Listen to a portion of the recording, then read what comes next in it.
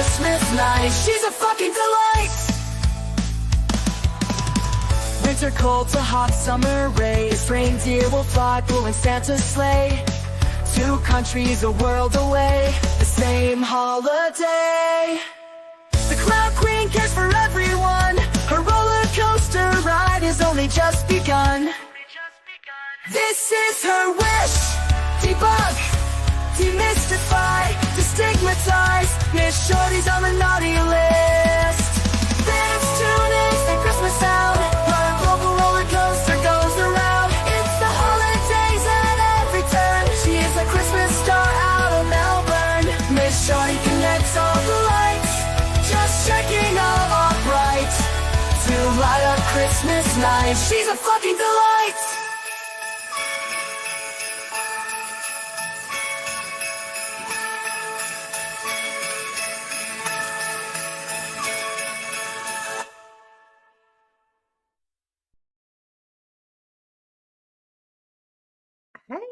Hey. I don't quite know where that ends yet. And I'm sitting here like a dickhead behind the screen, like behind the going, hey, I'm just waving to nobody, waving to Adam backstage. Hey, Adam.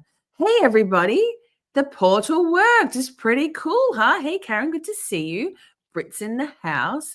Reality check. Yay. Yes. That was funny. Oh, my God, girl. Oh, my God. I'll DM you, but ugh. Anyway, hey. Tiff, thank you for supporting the channel. Tiff, we'll play this because, fuck yeah, memberships, even though that was earlier today. Tiff's in the house, I think, but there, yes.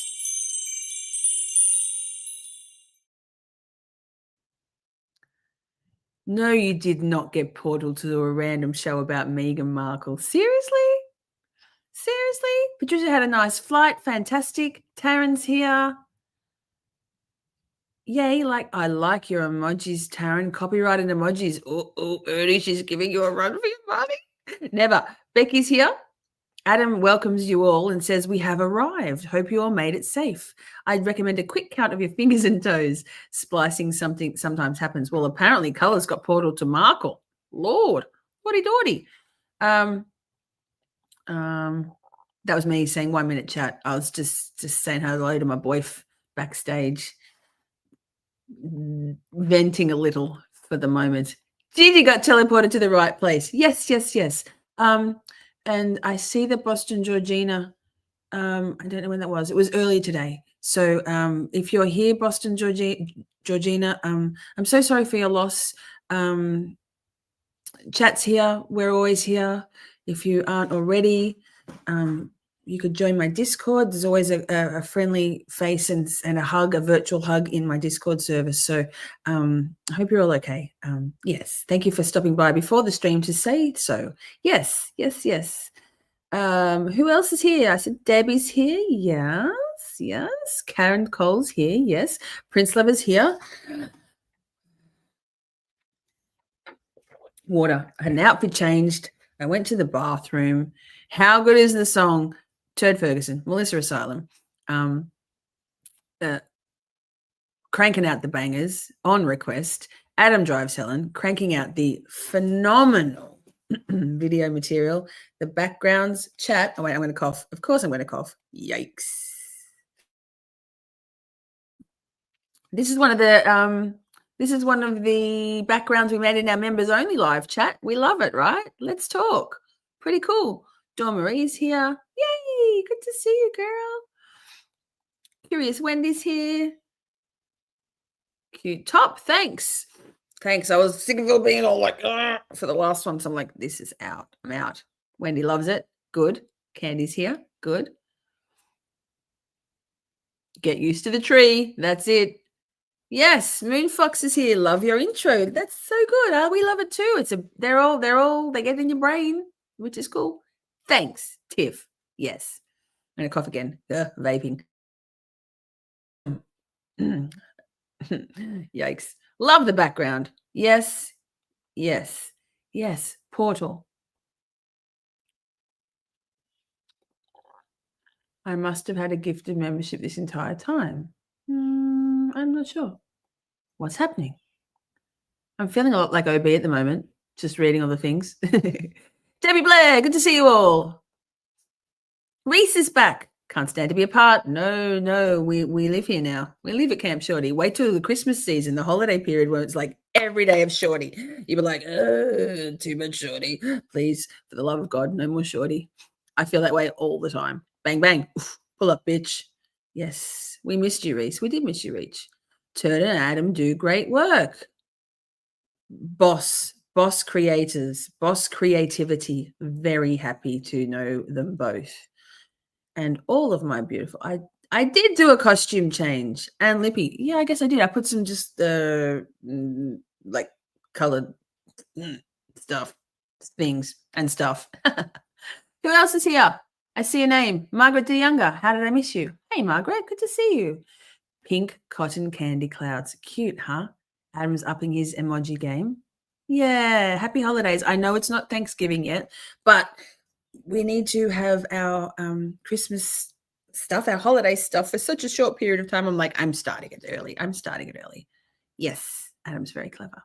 Okay, so chat, tonight we are going to, per the poll results a couple of weeks ago, we are going to talk relationships. And I realized after I did that poll that was quite the broad topic because like which, what. So B Harmony's here. Yes. Ruthie's here. Yes.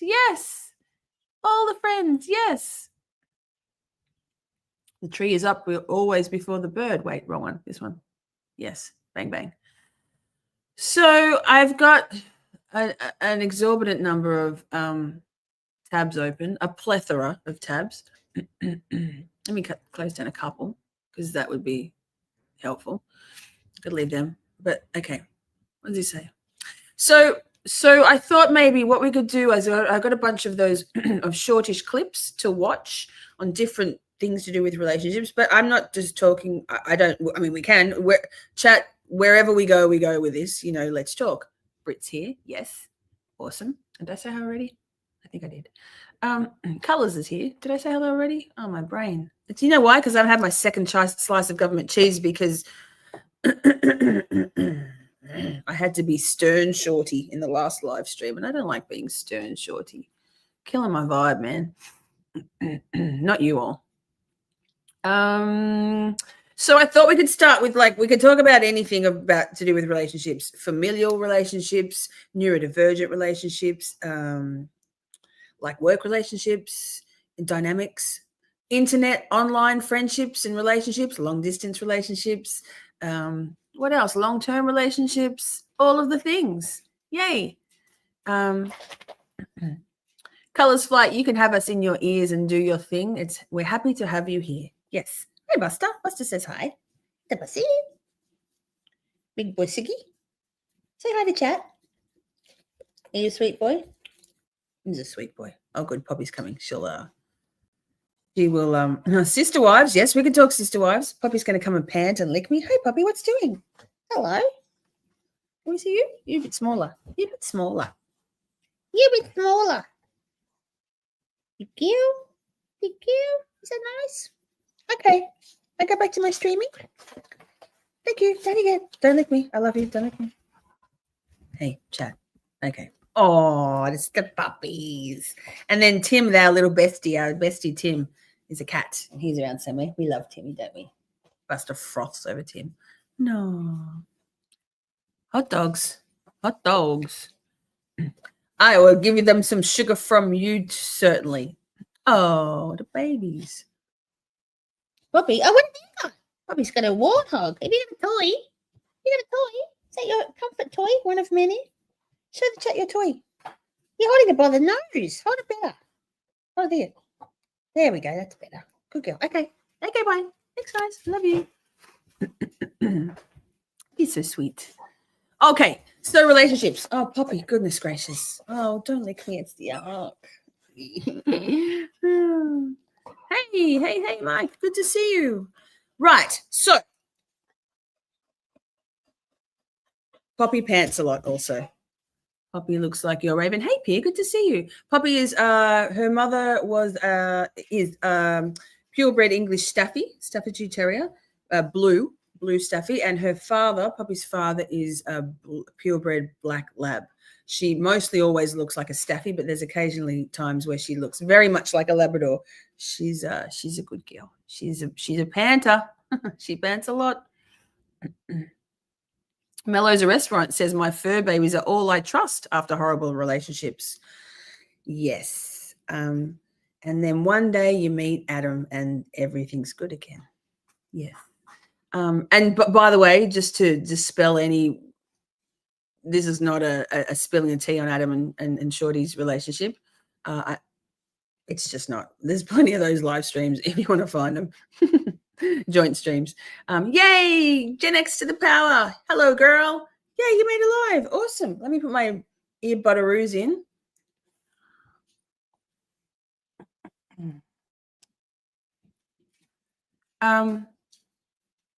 Sorry, my brain's a little bit sizzled after that. It's a big thing doing those big long streams with lots of people in chat. And yes, Adam says, oh shit, Gen X is here. You all better behave. She's mod queen. Mod queen. I used to be a wench, but not anymore. But shit.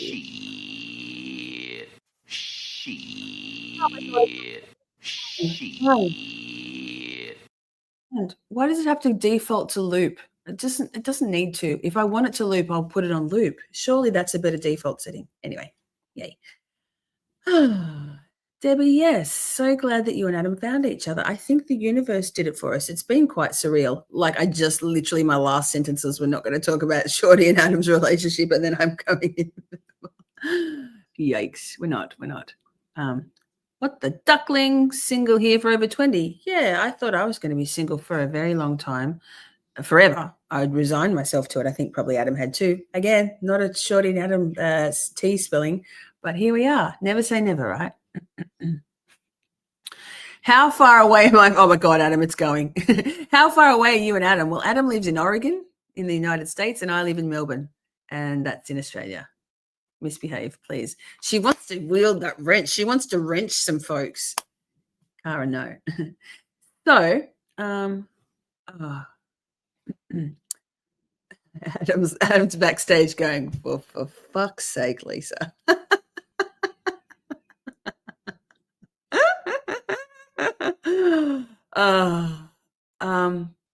You know what we should do, Adam?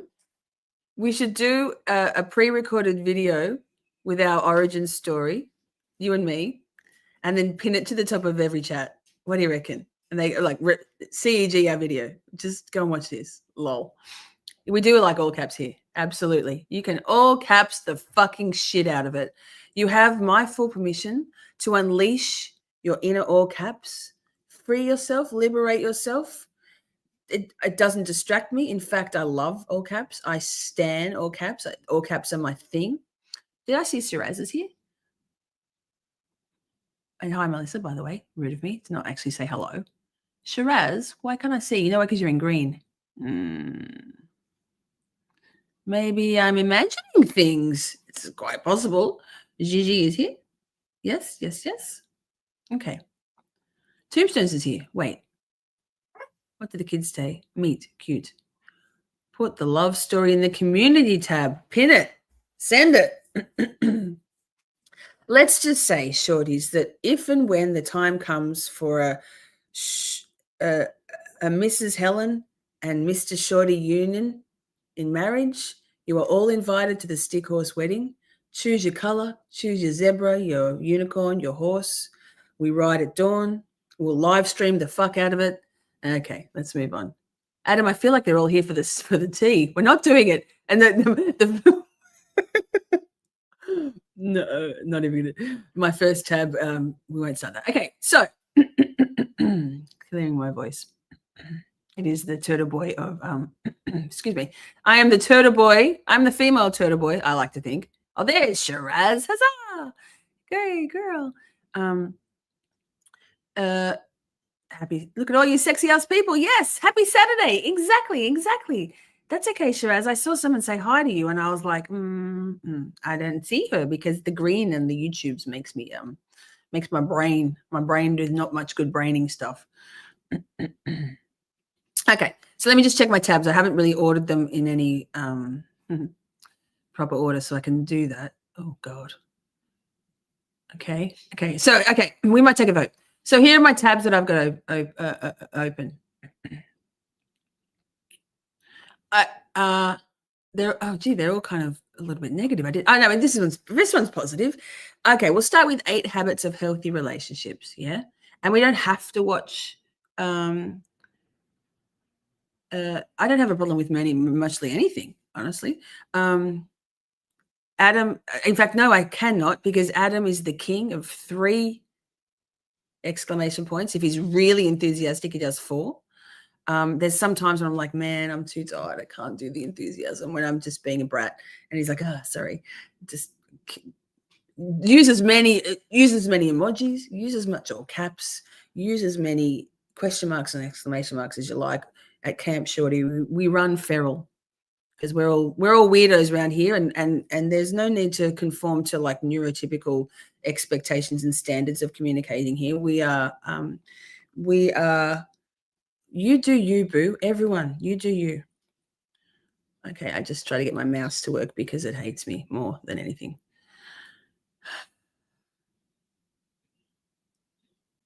Okay, Megan's here. Yes. Feral. Yes. We are talking about relationships. I know we'll get there. Okay,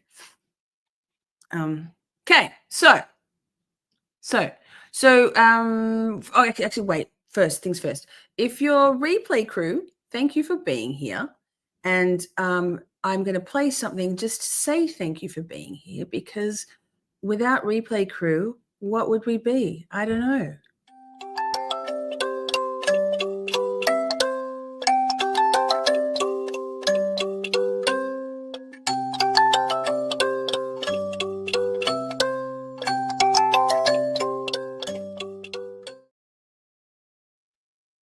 Forgot to put this on in time. So replay crew, if you're on a mobile device, like if you're on your phone or an iPad, and you'd like to watch the live chat replay, because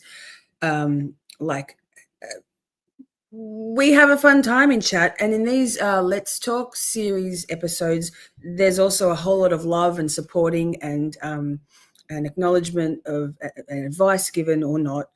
People sharing their stories. So being able to watch the live chat replay is a really valuable thing. And I didn't know how to do it until a little while ago, a couple of weeks ago, and neither did Adam. So we found out how, because someone in my comments asked me how they could do it from their phone. So if you're on a mobile device, to view live chat in replay, swipe left on the comment tab, and it will give you the option for live chat instead. You learn something new every day, huh? How about that? Pretty cool. So So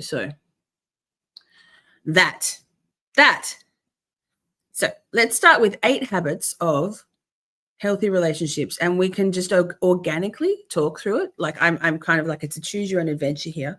It's such a broad thing. What we might do is, from this topic, narrow it down and work out where we'd like to focus in the future on more specific sort of components, and where people are wanting to have more discussion. I'll probably do a whole stream on like family, interpersonal stuff in families, because I have a lot of lived experience that, and I know a lot of people do. So, this is our family. You can't choose your blood relatives, but we can choose to be here together. Yeah. So anyway, let's go. Let me see if I can find it. So many tabs. Lord have mercy. There it is. Go. So long as everyone's kind and respectful and no judgment on anybody, we just lift each other up. We're stronger together here in Camp Shorty. And I don't even know why I'm giving that warning, because it never happens in Let's Talk. It's always love. All love is love, right? Let's do it. Have I got it muted? Probably. We'll see. So far, so good. These are cute little things too, right? Hey, sexy goers. Welcome back to another video. So this is, I think a lot of my things are from this particular channel called Psych to Go. And I guess we'll drop it in the chat, because they've got lots of little short snippets. They're not for children, but they're very palatable, and they do a really nice job of sort of summing up things. They've got a lot of followers, like millions of followers. Let me just check. Where is it? I'll put this over here like this. How many? Let me unfull screen it for a sec. 12.4 million subscribers, yeah? PSYCH to go. Let me just, no. Anyway, that brain. That. Full screen. Let's watch it. And it's not very loud. I'm so sorry, but I need to get a volume booster. So. We would Oh, like that's to why. give you a big thank you for all the support you've given us. You're welcome. Psych2Go's mission is to make psychology and mental health more accessible to everyone. Now back to the video. Have you ever wondered about the best way to maintain a good relationship? What keeps a relationship active and healthy? While it's important to have good chemistry with someone, it's also important to put in work and effort into your relationship. It can get difficult at times, so it's Hi, Lily Bell. important you and your partner have good habits in your relationship for it to grow and flourish. Before we begin, we'd like to mention that while this video covers some features of healthy relationships, it's normal that not everyone fulfills all these points. It is also possible that there may be some methods out there that this video did not mention. With that said, Psych2Go shares with you 8 healthy habits of a relationship. Number 1. You show your affection. Are you able to be vulnerable with your partner? Closeness and trust. So chat, this is a little cheesy, but I like cheesy because let's just all get all warm and fuzzies and remind ourselves, I don't know, there's lots of you in the chat who are single as fuck and happy about it. Well, yes, the end, accepting of it, embracing it. Others who have probably been in their long-term relationships for forever. Others who have maybe got situationships. So this is talking about romantic relationships. And, you know, if it's icky for anybody who's anti-relationships, I know some people are like, ew, hang in there because we can get dark and like toxic and shit soon. We've got the full range. Trust often go hand in hand. Hand-holding, hugging, cuddling, and kissing are all engagements of physical contact that may help reassure each other of your love for each other. It's a silent and implicit way to let your partner know you're there for them and that you love them. Number 2, you're able to communicate with each other. Are you comfortable communicating with your partner? Holding judgment and keeping an open mind is important for you to engage in an honest conversation with them. Instead of letting your unresolved feelings fester up inside, it's important to cultivate a safe space where both of you are unafraid to speak up about problems in your relationship. Number 3, you emotionally bond with them. Are you able to laugh together or talk about your feelings with each other? Any strong relationship needs a solid foundation of emotional bonding. Whether it's by laughing and being silly together or having deep discussions about life, being able to be emotionally intimate with your partner is really important and a good sign of a healthy relationship. Number 4, you make... Wait, what? Sherilyn says, I'm already jealous of the cartoon characters. Yes, it's been a while. You know, yes. I feel you. Hey, Jess, do you want to see if you can find... can you see if you can find a little something on attachment styles, even if it's longish? I don't mind. Can I give you that mission, and then can you maybe in Discord in the mod chat drop the link, and can you email something? Send it to Adam. Can you in the Discord, and then Adam can pull it up, because that's important. And I didn't there was so much. It's such a broad topic. We could always do it on the next one. Attachment style is imperative. Yes. Like avoidant, there's all sorts. Make up after arguments. Are you stubborn at times and refuse to make up after a fight? Or do you own up to your mistakes and go the extra mile to make things okay? It's important to learn how to make amends with your partner after an argument. Fighting is what produces distance and often leads to breakups. So a strong relationship involves not holding grudges and a willingness to admit when you're wrong. Number 5, you appreciate each other. Do you tell your partner how special they are and how much they mean to you?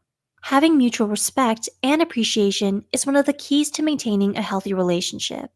It can be easy to take someone for granted and forget to show them how much you care. So, it's important to be thankful and appreciate all the things you do for each other to maintain a healthy relationship. Number 6, you see a future together. Do you actually see a future with your partner? Knowing that you'll always be together through thick and thin and maintaining that kind of faith is a big deal. Life throws curveballs often when you least expect them, so being able to count on your partner to be there by your side every step of the way is important for a strong relationship. Number 7, you balance housework. Do you do all the chores in the house? Whether it's about doing chores or running errands, balance is key in a relationship. Maybe you're more experienced in cooking than your partner, so maybe they could wash the dishes or vacuum the floor instead. If housework or tasks that should be done by the both of you are always being completed by only you or your partner, feelings of resentment may arise and cause problems in your relationship. Number 8, you give each other personal space. Do you have time and space for yourself that is away from your partner? While closeness and intimacy are important in a relationship, it's also crucial to have boundaries. Despite having a close connection, you and your partner also need personal space as well. Too much time together may lead to feelings of frustration or resentment. Therefore, a healthy relationship requires a balance between the time you spend yourself and with your partner. Are you in a relationship? What habits do you form to make it last? Psych2Go would love to hear your thoughts, so please leave a comment down below. If you enjoyed this video, please like and share it with others who may find it helpful too. Don't forget to subscribe to Psych2Go and hit the notification bell icon for more videos. All the references used are also added in the description box below. And as always, thank you for watching, and we'll see you in our next video. Lovely. Let me just make sure I liked it. No, rude. Rude.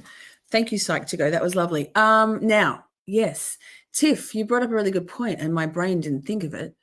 A love language is important too. And in my known YouTuber professionalism, I quick sticks, got there and found, well, I haven't watched it, so we can live react together to it. Let me stop sharing and do this. Yep. Yes. Here, let me move this tab over. What am I doing with my life? I don't even know. Now I just put it in the wrong place. Oh my goodness. Did I move it? Where did it go? Oh my goodness. There we go. Got it. Professional. Get rid of that one. Now, let's watch another one. Love language. Who's from it? One's in the chat if you've heard of love languages. One's in the chat. And Zandra, I'm so glad that you needed this today and that we're doing this today. Welcome and thank you for being here. And he said, this is all very accurate. Yes, I think you're right, Gen X. I think that you're right about that it would seem cheesy because it's cutesy, but I think it's very palatable. So, yeah. I've been starring some of your good comments, by the way. I've been single way too long for no good reason. The only relationship I have with you is with YouTube. Well, I think that a lot of us here draw a lot of strength and community from YouTube, which is one of the things I love about live chats and YouTube. It's definitely something that I have sort of good, strong, healthy, kind, supportive communities is something that I've aspired to create and foster in our Camp Shorty community. So yes. Legal-minded Karen said, I found Abraham Hicks on relationships, and now I tell all my clients going through divorce to watch. While the next one's playing, I'll see if I can pull that up, or maybe I'll get Adam to find it. Could you please find that for me, Adam? Thanks, darling. Best man. I'm so lucky. What else we got here? Mike says, after 30 years, we hold hands, laugh, cry together. We disagree at times. However, we always respect each other's views, whether we agree or not. That's beautiful. That's so important. Respect is so important. It's a good, healthy relationship.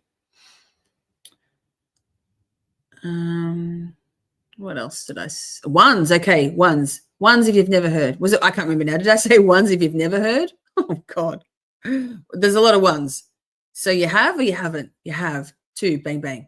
Waiting for Taryn to type 69. I'll get to it.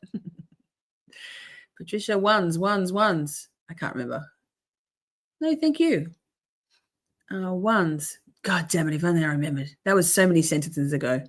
Let me try again. Reese, I've heard this. You've told us this before. I love it. Reese said, I pretended to be a gay man on one device and catfished the straight men that were messaging me down low. You little sneak. Yeah, I love it. Hi, Courtney. Good to see you.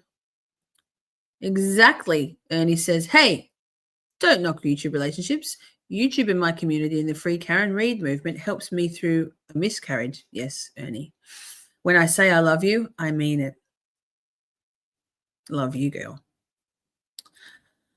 What am I looking up? Abraham Hicks with relating to divorce relationships, something. Porn. Shari, Adam, don't look up porn. Shari said porn. Wow, Ernie. Yes. Okay. So Karen says, just type in Abraham Hicks relationships. She has great cartoon videos. There you go. Thank you, Karen. You're such a good helper. 3. Okay. Thanks, Candy. The Goodmans is here, gifting shit out. Thank you so much.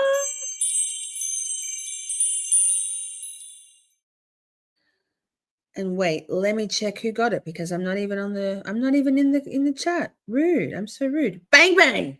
That's pretty cool. Welcome to members. Welcome to Little Shorty. We have cool members only emojis in the chat. Bang bang. There it is. Whew. 1. If you heard of love language, thank you. Thank God. Thanks, chat. Thanks, bang bang. I knew you remember for a reason. Oh, okay. That's a good help. 1 for yes, 2 for no. Thanks, Tiff. I'm just new at this. It's my first day streaming. Yikes. Thank you, Goodmans. Yes, thank you. Thank you, Goodmans. Thank you. Pull up, bitch. I will beat your ass. Can't be too serious. Yes. 1, yes. 2, no. I still can't work out batteries, Tiff. Batteries. I'm almost 50. Batteries are tough. For me, I was like, I don't know, which way does it go? And I'm like, I put it in wrong. I almost threw out my keyboard because I thought it was broken. I lost the back. Yes, it's pink. And I couldn't find the switch. There's no switch. It won't turn on and it's broken. And then Adam helped me find the switch, which is right here. Right there. So easy to see. And it still wouldn't work. I'm like, it's fucking broken. I knew I should have chucked it. He's like, I'm like, maybe I'll check the batteries. They're in wrong. Yes. Hey, Tommy, good to see you.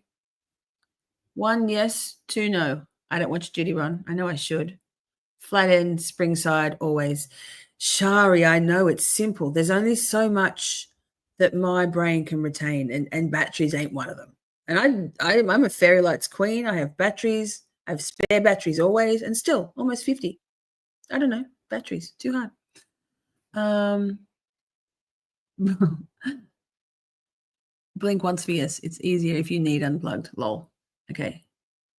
Here we go. Mike has a good zinger. Men, you don't have to fix everything. You also shouldn't dismiss her concerns. She doesn't want a yes, wimpy man. No. What is Adam doing this for in the background? Can't you find it, babe? Okay. Batteries. Honestly, Shari, batteries and me is a lost cause. Wait, what? Sherilyn says, I am fiercely independent. What? What, Adam? What? You want me to read the private chat? Yikes. I got the one from Jess. Sweet. Thank you. Thanks, Adam. Thank you, Jess. Mwah, mwah, mwah. Thanks, everyone. This is great. I love you all. Woohoo, Mandy. No, you didn't miss it. Mandy's here. Mandy, all caps, the full permission. Mandy is my all caps spirit animal. I fucking love this bitch. Yes. We're just getting started. We're going to talk about love languages now. Nobody wants a doormat. No. Mandy. She prefers all the M's. Mandy Joe. Okay, so what did I say? 5 love languages. We can do this. Let's watch it. No, Tommy, I am 49, baby. I'll be 50 on the 4th of July. What am I looking for? This. Good lighting, good makeup, and spectacles help. Okay, so this is the channel is called, I haven't watched this, it was just the top one, so I presume it's the toppest one, the bestest one. Wisdom for Life is the channel. They have 249 subscribers, and I'll click like now. 37,000 people have liked this, so fingers crossed it's good because I just already liked it. Yikes. I can always change it to a down liker. What's going on, guys? Today's video is going to be on the book, The 5 Love Languages, The Secrets to Love That Last by Dr. Gary Chapman. So have you ever been in one of those relationships where you think you're doing everything you can to please your partner, but they're still feeling frustrated and unloved? I mean, you're giving them compliments, you work hard all day to bring home the bacon and pay the bills, you give them gifts, and you even do some chores around the house, but they're still feeling unloved. I mean, what more do they want, right? It's incredibly frustrating and annoying. Well, the reason why they aren't feeling loved, in short, is that you're not speaking their love language. The premise of the book is that people don't give and receive love in the same way. Most of us think that the way we want to be loved is how others want to be loved as well, but this is not the case. There are, in fact, 5 love languages. This is huge because if you're not speaking the same language as your partner, then you could be missing the mark completely and not even know it. It's basically the equivalent of a British guy trying to talk to a Chinese guy. It's not going to go well because they're simply not going to understand each other. If you're going to have a strong relationship, you have to know how you and your partner both give and receive love. The 5 love languages are words of affirmation, quality time, receiving gifts, acts of service, and physical touch. I too am acts of service, Mandy Joe. Mandy, acts of service. So we're going to go through it, and he's going to talk about it. But I show my love by doing things, and I Adam can attest, I also love having things done for me. That could well stem from a lifetime of having to be completely autonomous. My parents, oh, wait, I forgot. Did I tuck it? Oh, I have no tissue. I thought I tucked it in my bra. Lol. Acts of service. Yes. So my parents, I had to do everything for myself. They weren't neglectful. They just were aloof and disengaged. So acts of service. Yep. Look at all of us acts of service or gifts. But let's listen a little bit more. Yeah. So if you know, you know, but you can be more than one too. You can have a major, like a main one, and then a sort of a secondary one. Let's go through each one a little deeper. Let's. Words of affirmation. Do you like hearing I love you or compliments or meaningful words above all else? Are insults especially detrimental to your relationship? If so, then this is probably your love language. If you discover that this is your partner's love language, make sure you give them genuine compliments and tell them you appreciate them often. The second love language is quality time. Do you value full and undivided attention above all else? One-on-one time with the TV off, the cell phone put away, and no distraction is what makes this type of person feel loved the most. Canceled or postponed dates and failure to listen are especially hurtful to this type. If this is your partner's love language, learn to listen better, make eye contact more, and spend more time with them instead of at the office or glued to your cell phone. Ask them what they'd like to do with you, and then schedule a date to do it. Don't assume what they'd like to do with you. Ask. The third love language is receiving gifts. Sure, we all like getting gifts, but this type of person loves receiving gifts above all else. Gifts to this type of person mean everything because it shows the love, thought, and effort that went into the gift. I'm not talking about materialistic or the cost of the object, but the thought behind it. Missed birthdays, anniversaries, and thoughtless gifts tear this type of person apart. The cost doesn't matter, it's the thought. It can be as simple as a card or some picked flowers or a note saying that you love their eyes. The fourth language is acts of service. Chores around the house or errands that ease the burden of responsibility are the loving characteristics of this love language. This can be as simple as taking out the trash, paying the bills, doing the dishes, picking up the kids from school, and so on. Broken commitments and laziness can make this type feel unloved. And lastly, physical touch. This doesn't necessarily mean sex. If hugs, cuddling, holding hands, and thoughtful touches are the most important thing to you, then this could be your love language. If their physical presence is crucial to you, then this could be an indicator as well. Any kind of neglect or abuse would destroy this type of person and their relationship. So which one do you most strongly identify with? Keep in mind, you should only have one primary love language. Sure, we may like all those. So I'm just going to pause it here to say I must be a real fucking needy bitch, because all of those things, as on the receiving end, to me, are pretty important. Like, I don't really, I guess maybe receiving gifts not so much. I do love and cherish and appreciate having things done for me. It makes me feel really special. I'm absolutely, and words of affirmation, again, Adam can attest, like, for example, at work, at my peasant work job, I love helping. So I'm an acts of service person. I love helping. However, and I love it. I don't want anything back at all. I love it because I love to make anyone's life easier, more streamlined, less stressful, happier, brighter. I love doing things for other people. So I do those things, but then like the crew that I work with, no one ever says thank you. I don't have to do those things. I'm a traffic controller. And so I'm like, they're just like a little puppy dog waiting for someone to go, thanks, Lisa, you did really well. And I'm like, so I told Adam, and now when I do the sweeping at work or things that no one says thank you for, I tell Adam and he thanks me, and I feel it just makes me feel just as good. Yeah. Karen, all of them, right? Yeah. Yeah. Physical touch. I'm not a huge fan of being touched. Like not in a romantic way, but like I just like get out of my fucking space. Yeah. So like my daughter, when she was younger, used to think it was hilarious to come and sidle right up to me and sit next to me on the couch. She was like a young teenager, and like sit really close to me while we were watching television or something, and just watch me squirm until I go like, fuck, get away. We'd have cuddles and stuff and like be silly, but I just, yeah. See my comment, Tiff. Yes. Sorry. See my comment. I love it. Your all caps caught my attention, girl. You're not needy, you're wanty, and you deserve it. Thanks. Thanks, Mandy. See Tiff's comment. Wait. Okay, so I'm pausing it there just to say I really, in terms of what I physical touch, not so much for me personally, but I love having things done for me. Receiving gifts, I don't really care about getting gifts, I guess. But if I do get a gift, like I think it was Mandy said, she loved, like, even if it's just buying someone the kind of gum that you saw them chewing and you thought of them when you're out and bought that gum and gave it to them. That to me makes me feel so special that someone thought of me away from me and thought that I would like something and then went and, yeah, I think that's really sweet. Anyway, let's keep going. I'll keep starring comments and stuff. Those things, but one of them should resonate with you the most. Really think about each one and imagine your partner doing each one in turn and see how you feel. If you're still having a hard time, let's look at a couple ways to figure out your love language. First, examine your childhood. How did your parents express their love to you? What made you feel loved? That may have translated to how you now express and receive it.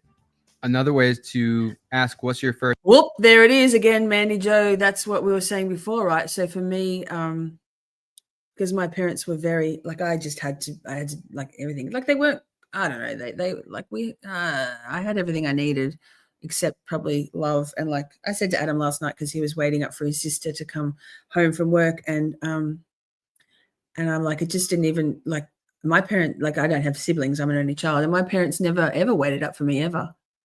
Thank you, Adam, I got those. So I guess the things, they didn't do it. If I wanted to do something, I could do it. If I wanted to do sports or dancing or whatever, I could do it. I just had to do it for myself. So I think that's why acts of service for me. And yeah, interesting. Very interesting. We'll keep going. Got those two links. Thank you, Adam. We've got the divorce one and the attachment types. First instinct. Thanks, Jess. When you want to show someone you love them. Trust your instinct. And the third way is to look at how you've been hurt deeply in the past. What hurt the most? Exploring that can help shed light on what your love language is. If you still don't know, go take the quiz over at 5lovelanguages.com. Now that you know your love language, think about these love languages from your partner's perspective. Can you identify their love language? I highly suggest you ask them to take the quiz instead of assuming what it is. Remember, what we think is an act of love may not be seen that way by your wife, your husband, or your partner.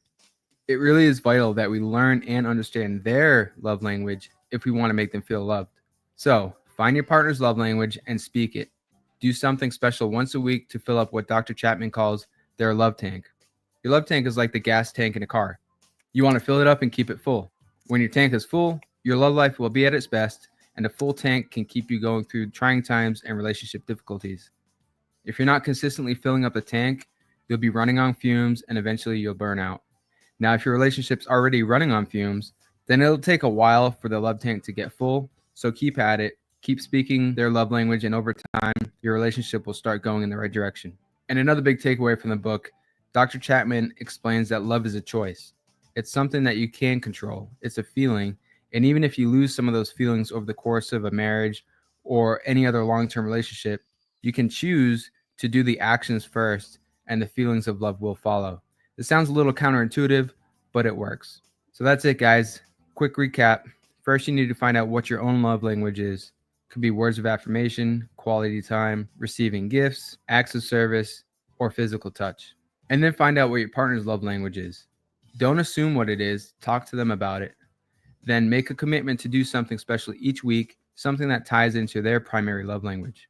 All right, I hope you enjoyed the video. If you did, please like and subscribe, and feel free to check out some of my other videos. Thanks, guys.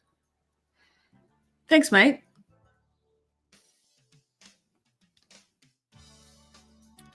Groovy music too. Stop sharing. Good work, Ernie, on the soup. I'm proud of you. Good job. You did good. Stop screen. This. So I love the all caps. Fucking love them. Love them so much. What kind of soup, Ernie? Yes. Yum. Soup. Don't say sorry and keep doing the same thing, right? They're just words. It needs to be working through things, right? The mariachi band. Empty promises, yes. You're welcome, Ernie. Good job. Credit where credit's due. You did it. Getting shit done is hard. Trust me, I feel it in my bones. So, chat, what do you think? I know the thing. Quality time also. Adam and I put a lot of effort into spending time with each other. We do. Sorry, Adam, I'm not going to, there's no tea. I'm just going to use it to relate. He's like, we hang out on StreamYard most nights. If Adam's not streaming, if he's after he streams, if I'm still awake, we'll do it as well. We usually have a date night on my Friday night, Adam's Thursday night, which is technically where we don't do any work. We just hang out, but sometimes we just get excited about being neurodivergent, creative people doing fun shit together. But also usually for my channel because acts of service. He's very sweet. Okay, what have we got here? Shari. Okay, what did Shari say that I missed? Because it's a response that Mandy's giving. Yikes.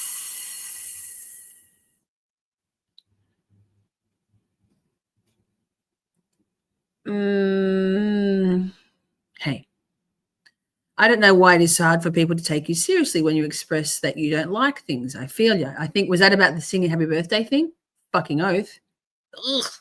Kill me now, Garino. Agreed. It's not personal to express those boundaries if you don't like being whether it's a small thing like a certain word, or if it's a bigger thing like a response or reaction, to say like I don't like that because X, Y, and Z. You need to put some if you understand why you don't like a certain thing, if it makes you feel uncomfortable, to be able to express that and to be able to talk through. It's not personal on the other person. It's not a reflection on the other person. If you don't tell the other person that you don't like a particular treatment or way of speaking or tone of voice, how will they know? They might not even realize they're doing it. And if you don't tell them that makes you feel uncomfortable or upset or stressed or whatever that is, how do they know? Hey, Mediocre Chicken Palm, good to see you. Feel it in my waters. Yeah. Okay. Boundaries are so important in every relationship, friends, family, intimate, all of it. Family is actually the worst. Yes, it's really hard to set boundaries and for people to respect those boundaries because I don't have any real family in my life, as in a traditional family in my life anymore. And that's kind of fine with me because CEG, setting boundaries, and yeah. Pokemon, what's up? Good to see you. Taryn says, my husband and I have been together for over 15 years. We sat on a deer stand this morning and then went grocery shopping. It was a great day to me. Small, sweet, and simple. That's beautiful. That's lovely. It's the small things, right? Shari did have an explosive relationship.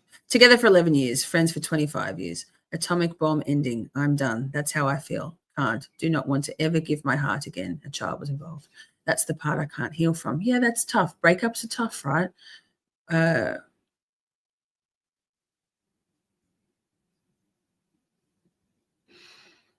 Simple is best. Yes. I know Adam and I personally delight in spending as much time as possible with Adam. And given our long distance status, we have to be sort of creative with that. And it's a pretty strong reflection on how much I love Adam, is that I'm an independent person. I need my solitude. I need my quiet time. I need my time not talking. I'm not a phone calls person. And like I call Adam, like we call each other all the time. We spend a lot of time together, and I it's not even ever enough for me. As in, I can't wait for the day when we can actually be proper together and we do our best. So, Mandy Joe says, you know what I love? A card, a handwritten card. Yes, with beautiful sentiments. Exactly. Prince Lover says, Gigi, my father's favorite thing to say was, children are to be seen and not heard. My heart would pound out of my chest when I heard the garage door every time I came home. Yeah. My mother used to say, Lisa, you might be a pain, but you're not made of glass. In other words, move out of the way, bitch. She'd also say, Lisa, I'd say, Mum, like, I'm bored, or Mum, because I'm an only child, right? I'd be like, Mum, I'm bored, or what can I do? And she'd be like, Lisa, I'm not here to entertain you. Go and read a book. Like, just, so, yeah, I think that's why quality time. Tiff says, I'm so good at cards and love notes and tiny surprises. That's beautiful. Okay. So shall we go with the attachment styles next? I think that's pretty important. These are all at the moment very much like intimate partner relationships, like lovey-dovey stuff. We can go on to we will go on to friendships and stuff. Mandy asks, are you nervous about being with him 100% of the time? No. No. My husband, Adam lives in an RV. It used to be a van, Helen, and now it's an RV. He had a glow up on his home, and I can't wait. We can't wait. Like, yearn for it. My husband was a touring musician when we met, and when he got off the road, it was a huge adjustment for me to have him home. Yeah, there's going to be adjustments, but we spend a lot of time together. Like, honestly, you'd be surprised how much time we actually spend together. Like, we never get. I hope I never get sick of Adam. I hope he doesn't get sick of me. Yikes, we'll see. But Adam also knows that I've already articulated my boundaries to Adam, that I do need a lot of time by myself. And so, and he also knows how overwhelmed I get by the dogs, by my pets, as much as and Tim, as much as I love them. He's really looking forward to being able to spend time with them, to give me some time alone. So no, we've talked about a lot of stuff. Wait, what? Sherilyn, love your handle. Fact. Never had a relationship that didn't end. Fear. Losing someone I give my heart to. Reality. If I don't take chances, nothing changes. Yes. It's hard. It's hard to when you've been hurt, in particularly, to be brave enough. I've got a tattoo here that says strength to love, courage to be me, which I got like 15 years ago. And I live by that. Like, loving isn't easy, but it's worth it, right? It's worth it. Emily in Ohio. She's on a weekend vacation, but I'm here. Late, but here. Well, girl, so glad you're here. Vacation what? All right. So this will be funny because I don't know how to get a link out of here. Is that like simple or? Oh wait, Adam. No wonder Adam doesn't know what I typed, because I typed just alphabet words. Jimmy, what was it called? Colors. Jimmy on relationships. That Adam, private chat. Okay, so let me see. How do we do this? I don't know how to do it. Oh, what did I just do?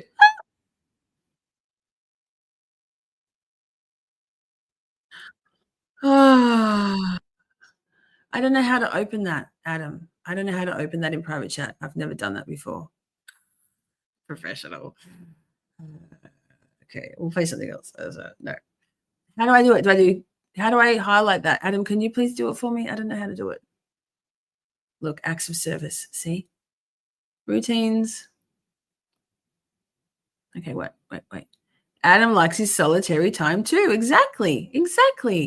We both understand each other pretty well, and we're kind of similar, Adam and I. So Pia says, I say I'm not here to entertain you to my kids, but then I do little soft shoe dances for them. Well, see, but your children have siblings, right? I was an only child. Like, what else am I fucking supposed to do? I've read so many books, thousands of books. Thanks, babe. Okay, so this is the attachment one from Jess. She found this for us. We'll do a whole show on attachment styles. Remind me, my brain. Let's fucking go, Adam. Let's fucking go.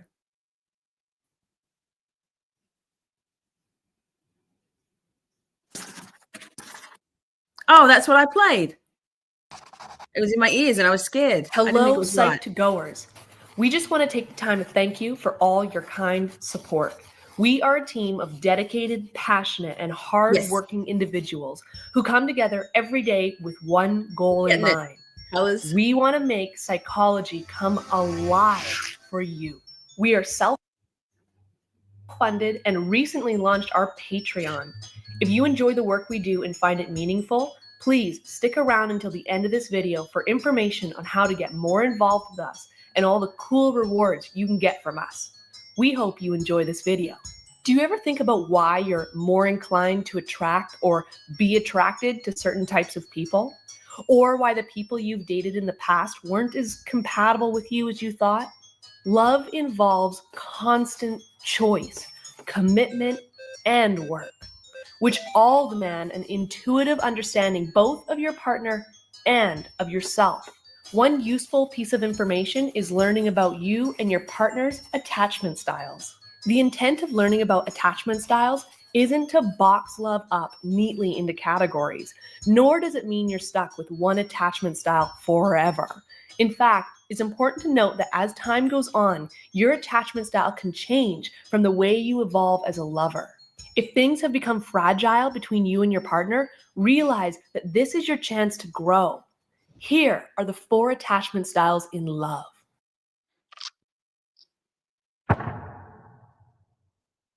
Number 1, secure. When you have a secure attachment style, you have a great advantage in love. You feel comfortable going to your partner when something is off, and in return, you allow your partner absolute freedom. People with a secure attachment style tend to have honest, open, and equal relationships where both partners can thrive and grow together at a healthy pace. They understand how to merge together to form a stable ground they can stand and operate We'll come and on. stay together. This probably sounds too good to be true, but security is not to be confused with perfection. People with a secure attachment style experience conflict and bad days just like any other couple.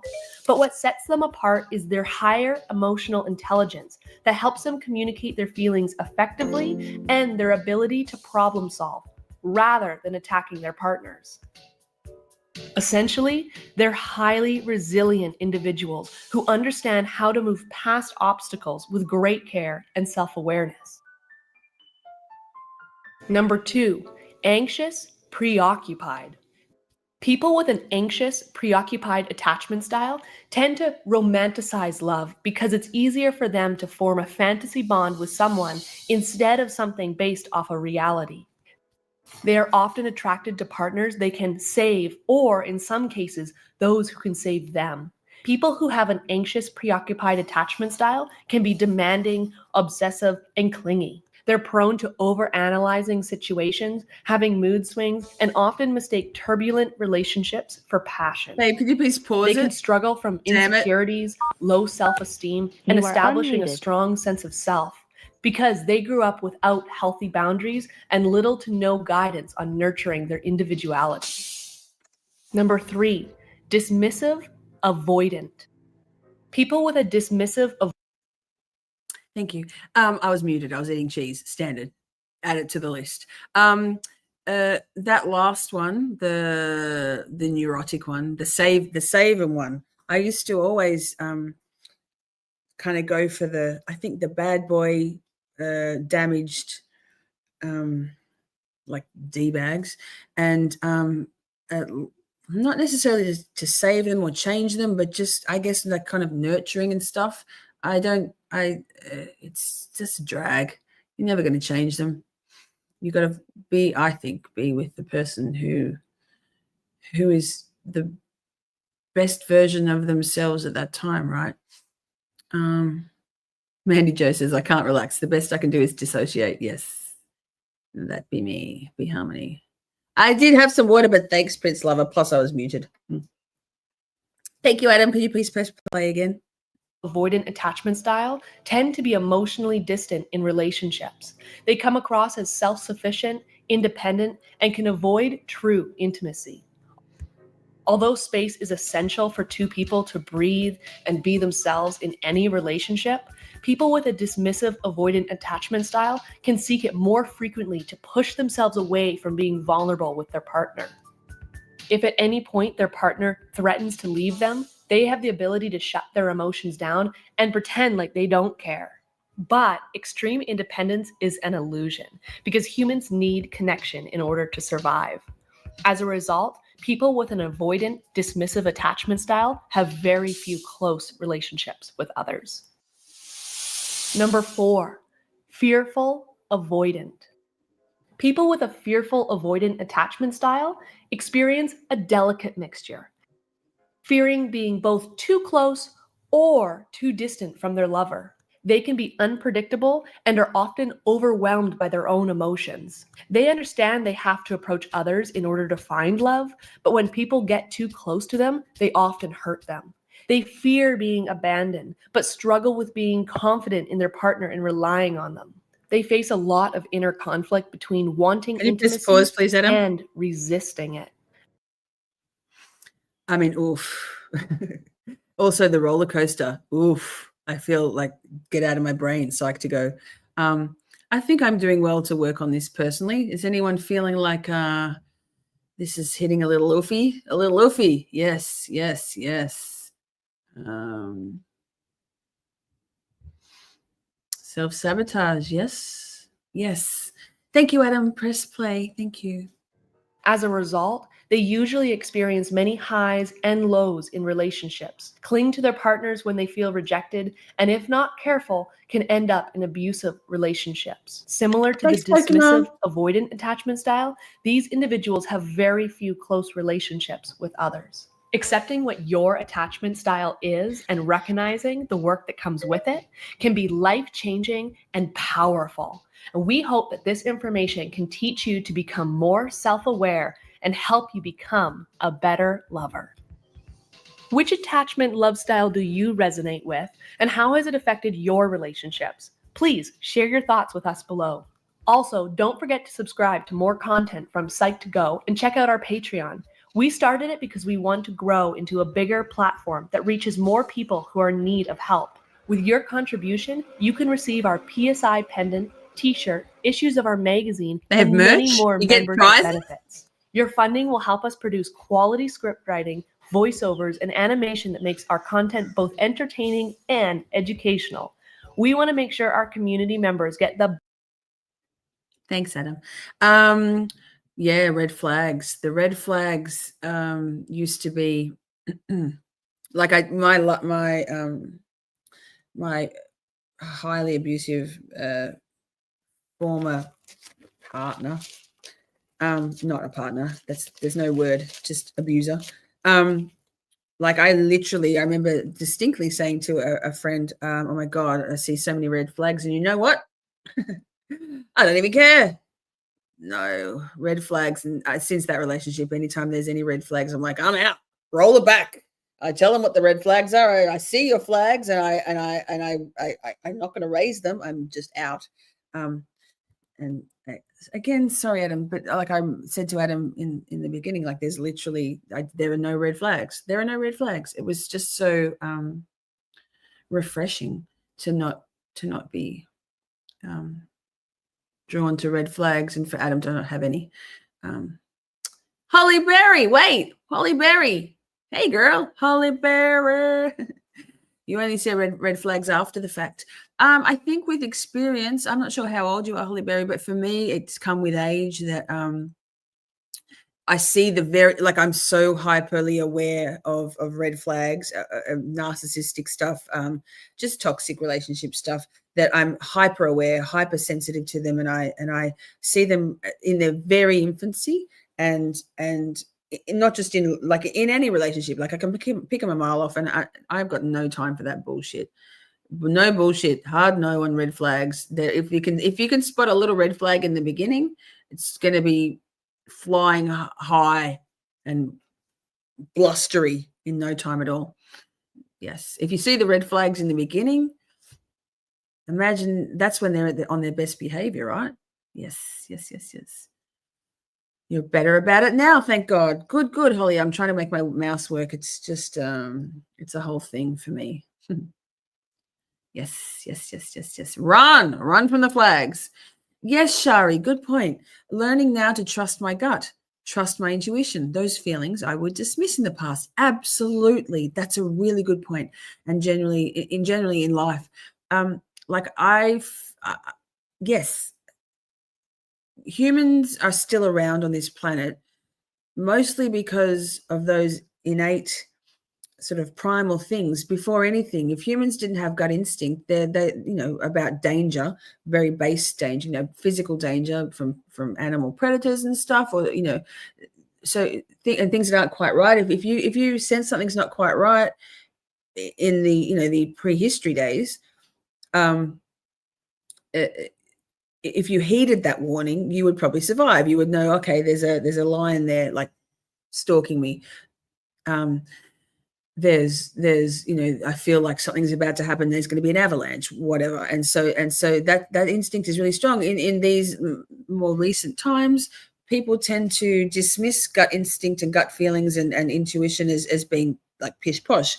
But actually, that's the reason why we're all still on this planet. If had that not been in our, deeply intertwined into everything of being a human, a sentient being, the human race wouldn't have survived. So, like in anything, trust your gut. And I used to, for the longest time, disregard those things and say, like, no, surely not. Yeah, couldn't be.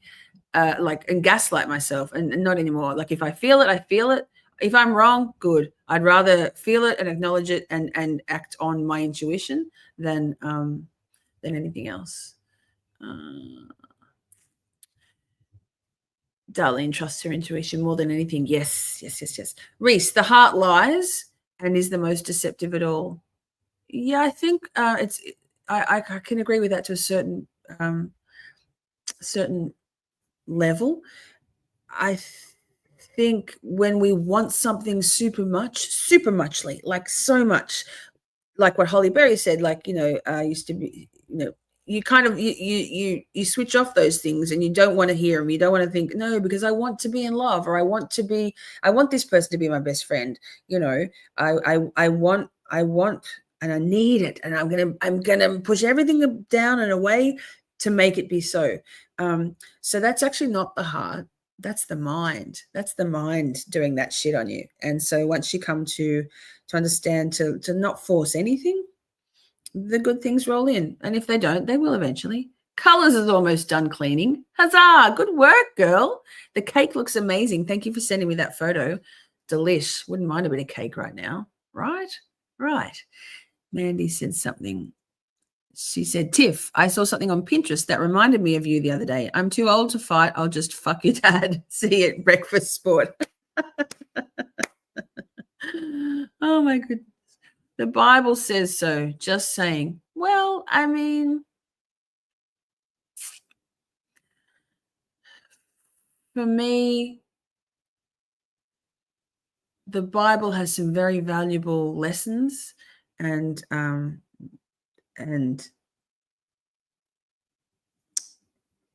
don't want to get into a religious discussion really, but to my mind, the Bible said a lot of things, yeah?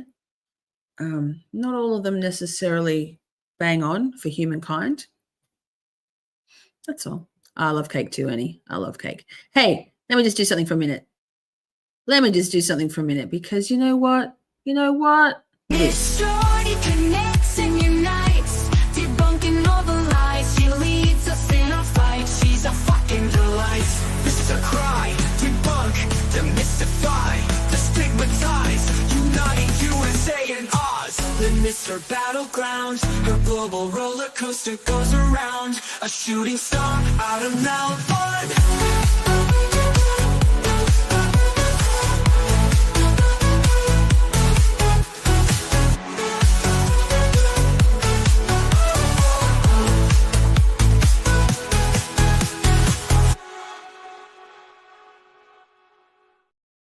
Yes, thank you, mods. Love your faces. Love everything about all of you, each and every one of you, whether you're here or not here. Absolutely. I've started a few things. Let me see. I've missed some stuff because I'm opining and on my little mini rants, I miss things in chat. It's not ideal for these Let's Talks. Let me find it because there's some good stuff here. I didn't see the start of this, but this is why abusers seek young partners, because they don't have the experience to see the red flags. Okay, I didn't miss anything.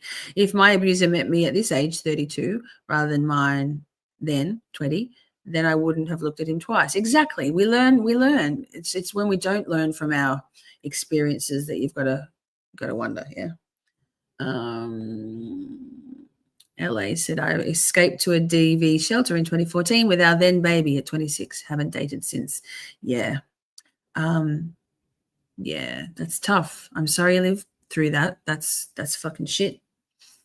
That's fucking shit. Patricia says, I've been a widow since my 50s. I'm also a widow, Patricia.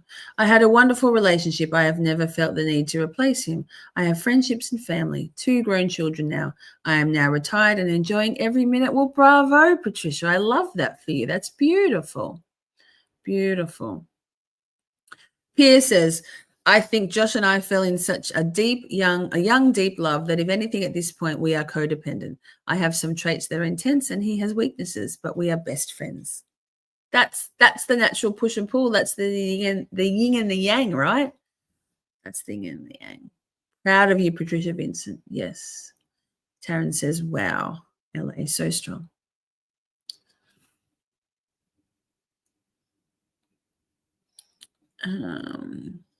You go, Patricia. Right. Atta girl. Proud of you, LA. Yes. Emily says, Patricia, that's amazing. Most people don't get that one wonderful relationship. Happy for you. Holly, we have a whole bunch of Shorty songs. Melissa Asylum, is she here? Toad Ferguson, Stop Changing Your Handle. Anyway, she writes the most amazing lyrics and then has this crazy skill of being able to do AI prompts and sift through all of the generated songs to find some absolute bangers. And then Adam is my internet boyfriend, lol, callback. He's my rock, and he's also a video editor. He does all my backgrounds, my videos, my bumpers, all of them. So yeah, and I am a fucking delight. Just ask me, lol. I've got a Christmas song. Is she getting cheese? No, I'm not getting cheese. I've had cheese. I was just playing it. Oh, Holly. Holly doesn't know this jam. No. Here, wait. Let me just, because it's cute. And it's just cute. I'm playing this. We're not going anywhere, but let me play this because I know Colors loves it. I love it. I think just chat in general loves it. I think it's this one. Yeah.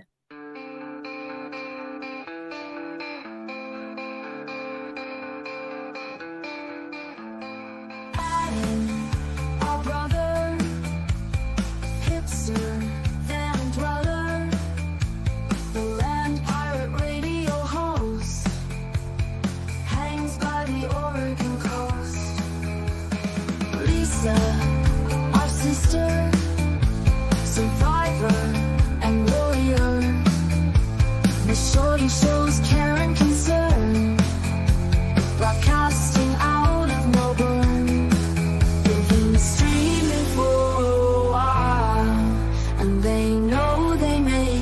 smile. He knew love from 8,000 miles away.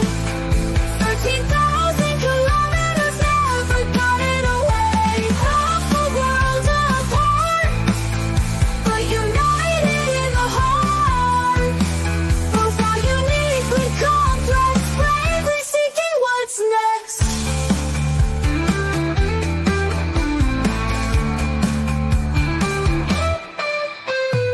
It would be an easier goal to maintain the status quo, but sincere in their beliefs, for us to find our love and peace. They've been streaming for a while, and they know they make us smile.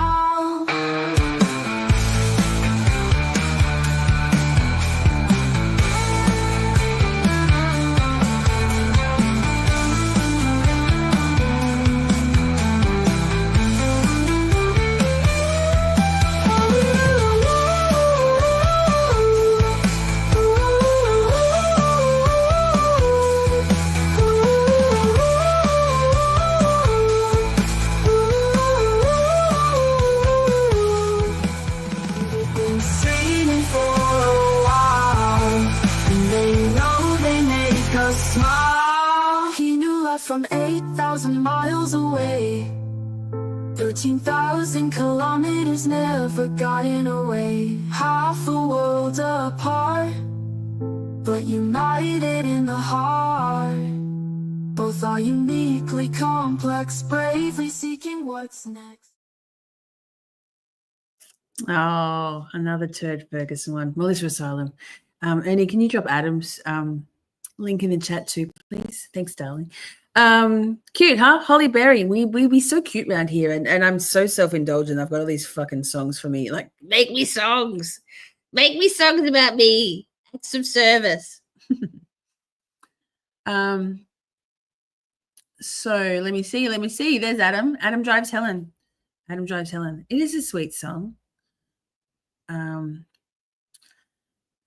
Holly Berry says, I love it. I've had so many good friends named Adam. It's kind of weird. I think Adams are generally good people, right? Yes, ours is. Cool Jam, Pokemon. Yes. It's weird because that used to be while the holidays are on. I know it's not yet holiday season, but we're getting there. I've got the Christmas song as the outro, but that's usually my outro for my live streams, and it feels weird to come back on after it. Like, hey, we're still here. I've started some comments. Let me see. Let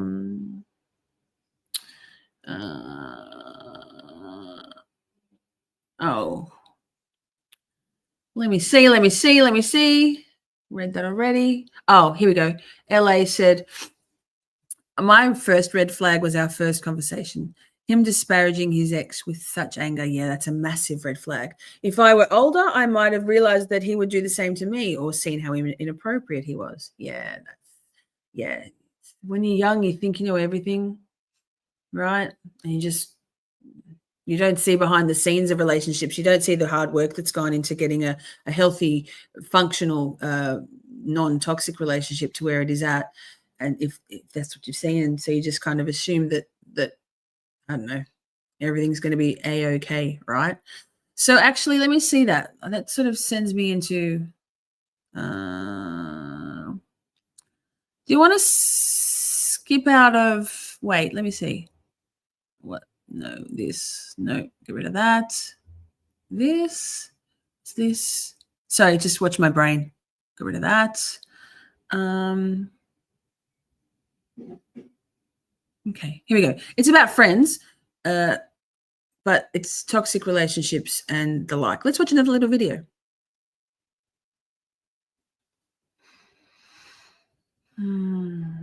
So many tabs. Here we go. 4 differences between good friends. Oh, is it halfway through the video, Lisa? Yes. Yes, it is. No, not halfway. Look, it's another one from Psych to Go. Pretty cool. Lots of cute stuff here. I like it. I hope you like it too, because we're watching it. Hey, Psych2Goers. First things first, we would like to give you a big thank you for all the love and support you've given us. Oh, they thank us a If lot. you find this video helpful, please give this Words video of a thumbs affirmation. up and share it with your friends. Now, let's begin. In this journey called life, You will not only meet good friends who are always there to support you, encourage you, and want the best for you in your life, but also toxic ones along the way who only perceive you as an opportunity for their own personal gain. These friendships will affect you physically, mentally, and emotionally. So, how do we differentiate between a real friend and a toxic friend? Here are 4 differences between good friends and toxic friends. 1. Good friends protect you when you're vulnerable. Colors. Yes, she A did. good friend will take care of you when you need to be cared for and supported. Do you have a friend who protects you when you're at your lowest point in life? Or listens to you with empathy and provides emotional safety and reassurance when you went through a bad day? Good friends are typically good listeners. They wouldn't mind listening to you vent for hours and generally care about your well being because they genuinely miss you and love your presence around them.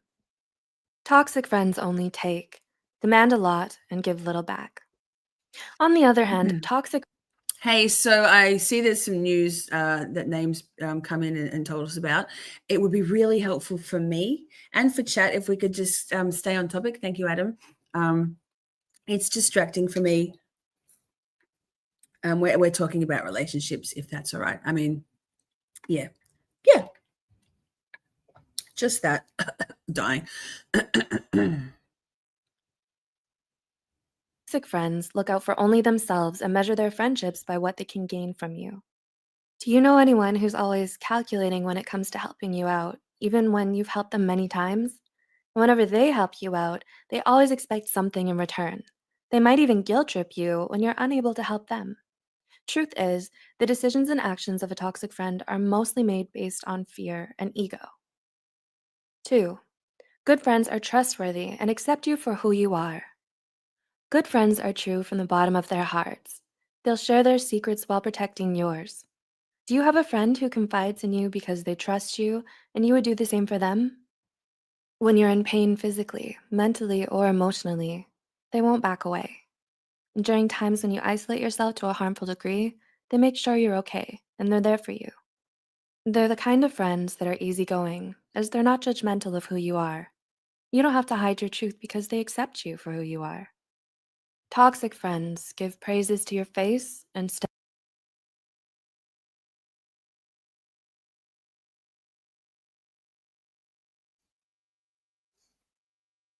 I know, chat. So many. I was coughing, but you know what? You are unmuted. Thank God. There is a God. Are these videos being made by people who have not had or are not in a healthy relationship? Well, I think most people in a healthy relationship, Mike, aren't seeking out advice on YouTube as to how to to navigate through unhealthy ones. And if they've got questions and they're not really understanding, so I think humans are curious, hopefully, and so yeah, it might, there are a plethora of videos on YouTube about like everything. And so I've just looked up and found some things that I thought would be helpful to show some examples of stuff. And most of us, I think, have had experiences in life, not necessarily with a romantic partner, but in friendships, in work dynamics. Yes, muted. I know. Yikes. And I've got a nose whistle, Ernie, so that I love life. Yeah, we've all experienced relationships that aren't as healthy as they could be, and some people aren't as able to sort of critically think about why that might be so. So these videos are kind of helping us, have some light bulb moments. I think so far there's been a bunch of people who have been like, oh shit, I might do some more research into this. This is interesting. That's what we're doing. We're starting conversations. We're having conversations about stuff that, probably could use talking about. stab you in the back. These people are known as two-faced friends. Yes, They they can are. say nice things right in front of you, but behind you, it's a whole different story that could blow your mind.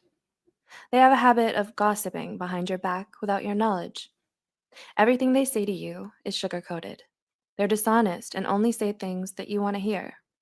And this You're good, becomes a Mike. problem All good. because they won't stop you from making regretful decisions, even when they're aware of the consequences. Toxic friends often have a weak morale. For example, even when things go wrong, they show you not to take ownership of your wrongdoings. 3. Good friends are mature and responsible. Good friends guide you on the right path. Whoopsies, Ernie. They listen earnestly to you and try to understand where you're coming from. The conversations you have with them can be real deep. To find out whether someone is a good friend, ask yourself, do they often respond when you talk to them about your problems? Are they patient and empathetic? Or are they bored and indifferent? Toxic friends are reckless and immature. These friends recklessly involve you in situations that make you uncomfortable and regret later on, such as getting drunk in an unsafe environment or putting you in situations where you need to always lie to others. Sound familiar? If so, how do you plan to get out of this situation? It's good to be aware and recognize the signs as early as possible. If not, you'll have an even harder time trying to get out of this loophole because your Jiminy Cricket is lost somewhere. And lastly, good friends are compassionate with you and others. They're understanding and caring. For example, when you are stressed or struggling to cope with your mental health, they become supportive and follow your pace of getting better. This type of friend is rare to find because usually everyone else rushes you to recover as soon as possible. When sharing your success and happiness, they congratulate and celebrate with you. When you're grieving about a loss, they'll be there for you. Good friends do not only defend your name when you're not around, but also encourage others of your good qualities. Sorry, Ernie. Toxic friends give you false hope and impressions. They talk the talk but don't walk the walk. In other words, they often make promises they can't keep. Have you ever met someone who always boasts about their past good deeds or achievements? If yes, don't take it for granted, even if they add in between apologies for seeming braggy. To spot a toxic friend like this, try asking for a similar favor or a promise they made in the past and see how they respond. Do they back out on you by giving excuses, or do they follow through with what they initially preached? Do any of these points mentioned above remind you of anyone? Do you have more good friends or toxic friends in your life? Or do you identify with being a good friend or a toxic friend? Remember, no one is perfect. What matters is we learn and we become a better version of ourselves. If you have a friend who is affecting your life in a negative way, what do you plan to do next? Let us know in the comments below. Share this video with someone who might benefit from it, and don't forget to like this video and subscribe to Psych2Go for more psychology content. As always, thanks for watching. Thank you. That was great. Yeah, wow. I think this goes back to the what we're talking about with red flags and that kind of thing, and aging out of kind of recognizing certain things, and in friendships as well. I know that particularly when I was in circles of people, not friends, who were not the best people, like, drug friends aren't real friends kind of people. And I was constantly disappointed by people. I was also in a very dire situation in my whole life with homelessness and the like. But people pledging to help you with things, nothing, or just saying one thing and then backing out of it. People not having your back. These days, I only surround myself with good, genuine people. Shorties, you all. Like, my moderator team is a carefully curated bunch of friends. The team has changed significantly since my channel started. I started needing moderators. My moderator team has changed, and now, like, honestly, best friends, the most amazing people. And like finds like, you find the right people eventually.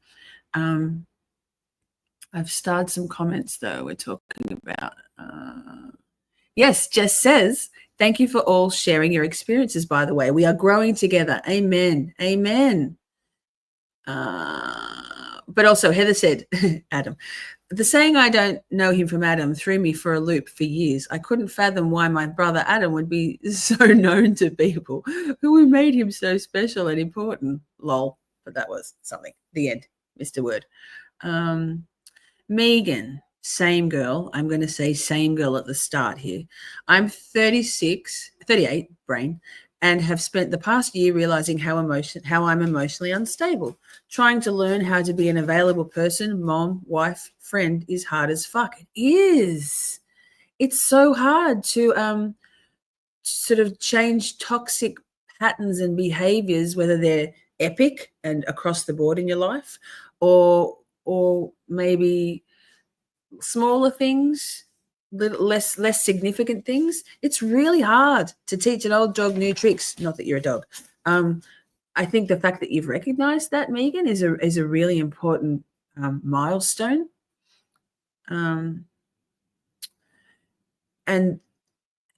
that's where you can, when you become aware of something, you can start to like work on it, good or bad. Yeah. We love you all, family. We love it. We love it. Love it.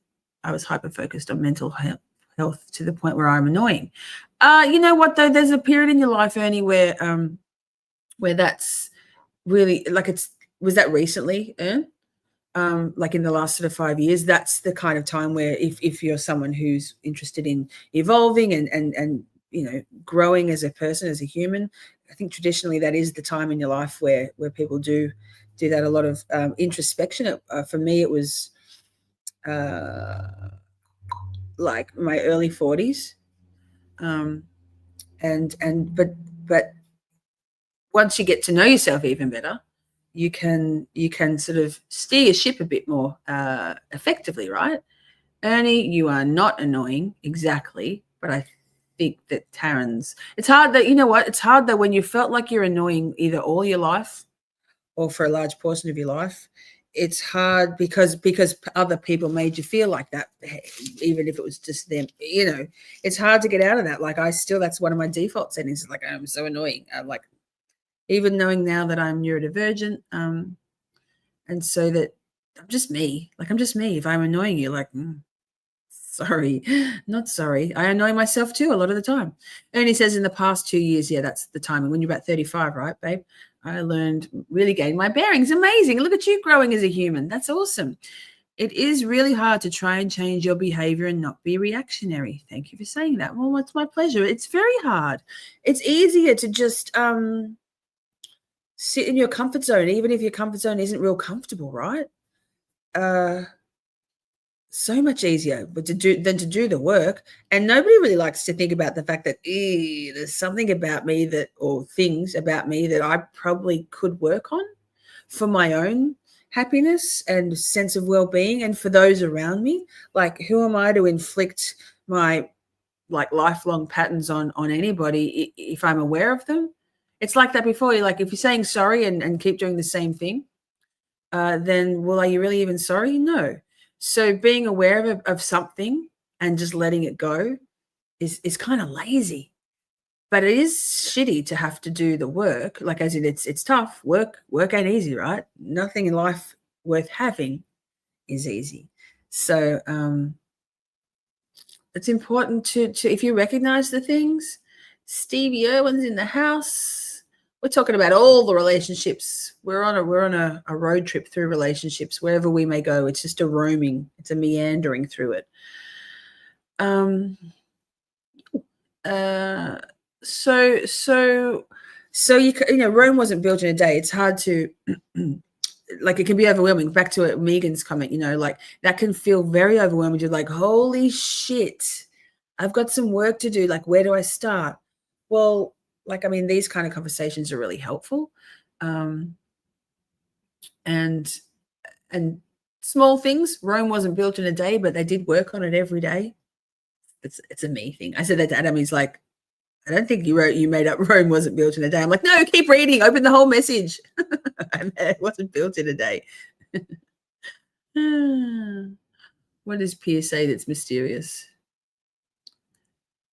Holly Berry, facts, girl. I know I'm annoying. With the right people appreciate it, right? When you find your tribe, they just, you know, and even like even though I know neurodivergence, I know how even now, with everything I know about being autistic and ADHD and all the accommodations I make for myself and try to make for others who I very quickly recognize to be autistic, even if they don't know they are, I still have to remind myself to give other people some grace. And Adam sometimes reminds me also about that, to give him and other people that we come across that maybe in our YouTube world, that maybe I'm like, they're grinding my gears. And then I'm like, hang on now, give them some grace. Like, even Poppy, my dog, like she's autistic as fuck. She kills my life a lot of the time. And I have to remember that she's basically a dog version of me. And I need to give her some grace and let her be her. And she's delightful. She's a fucking delight. Debbie says, it may be hard, but it is so freeing. Absolutely. And you know what? Even if you haven't identified or acknowledged to yourself that there's some things, either a few or a handful or fucking everything, that maybe could use some work to be a better person for others and for yourself. It's good to feel proud that I've been feeling super proud about some of the little changes I've been making about my diehard lifelong reactions, responses, default settings. I've been feeling super proud that I've been making a positive, concerted effort, an intentional, active effort to wind back some of that shit and be a better person. And I feel good. I feel good for thinking about it and recognizing, I was probably being a shitty person right there. And I don't like to think about myself being a shitty person. So how can I make sure that I don't do that again? What strategies can I put in place to manage that and steer that stuff a bit better? LA says, as a fellow neurodivergent, my very best friends are also ADHD. We always know each other. We always know what each other stands because we say exactly what we mean, which can be hurtful for normies, and we understand our quirks, right? Like most neurotypicals don't love to hear the facts, and I don't love to hear the bullshit. Don't fucking... And I'll say what I mean, and I mean what I say. And a lot of people find that very confronting because honestly, I think a lot of people aren't honest with themselves. And so you don't want to hear truths, right? If you're not telling yourselves the truths. I just noticed my crease line of my old lady needs Botox. Lol. Vanity, fueled by insecurity. Pierre is mysterious.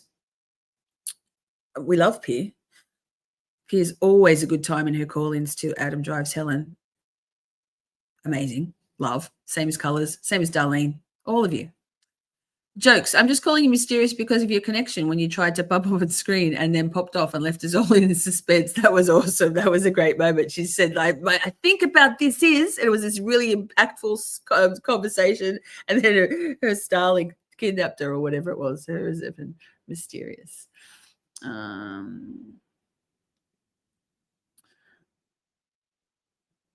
I love that room wasn't building a day, Ernie. I'm picking up what you're putting down. I'm 37. By 40, I want to have my shit together. Girl, by 50, I also want to have my shit together. I'm working on it.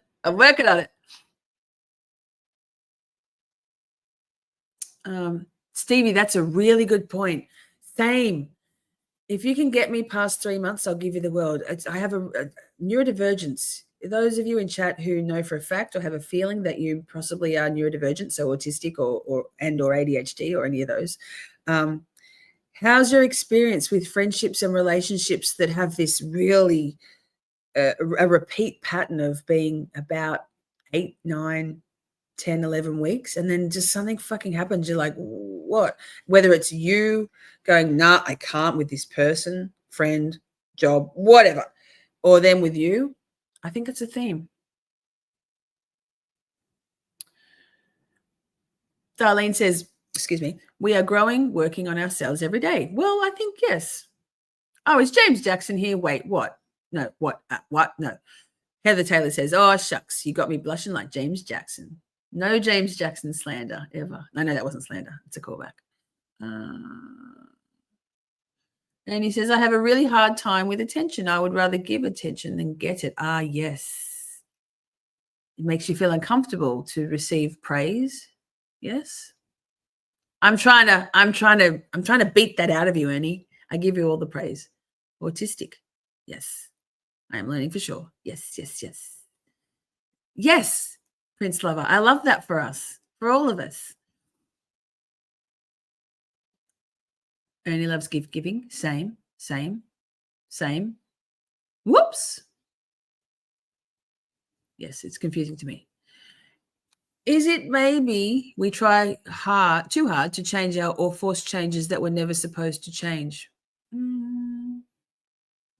mean, maybe. I think you shouldn't force anything, right? A shit, a ponytail, a yoga pose. But at the same time, change is good, man. Like fucking once you stop changing, are you dead? Are you extinct? Devolve. Some, you know, I don't know about that. But yeah, never force anything. And you shouldn't try to change another person. You could gently encourage them that there may be some things that they need to work on. But then if you're not also going, and also I've got some shit to work on, let's work on our shit together. Tiff says, I hate when people beat around the bullshit. Bush irritates the shit out of me. Yeah, like just fucking say it, man. I can't. I don't know. Give me the details. Give them to me clear and direct. Tell me the stuff. No inference. Like I get innuendo and nuances and stuff, but just tell me. Just straight out. Like give it to me. Give it to me. Fart, says Holly Berry. I feel like we need your music. I can't see your name without hearing your Holly Berry, Holly Berry. 43, you're just a baby. Let's go with 50. Fucking let's go. Let's fuck. I knew what you meant, Ernie.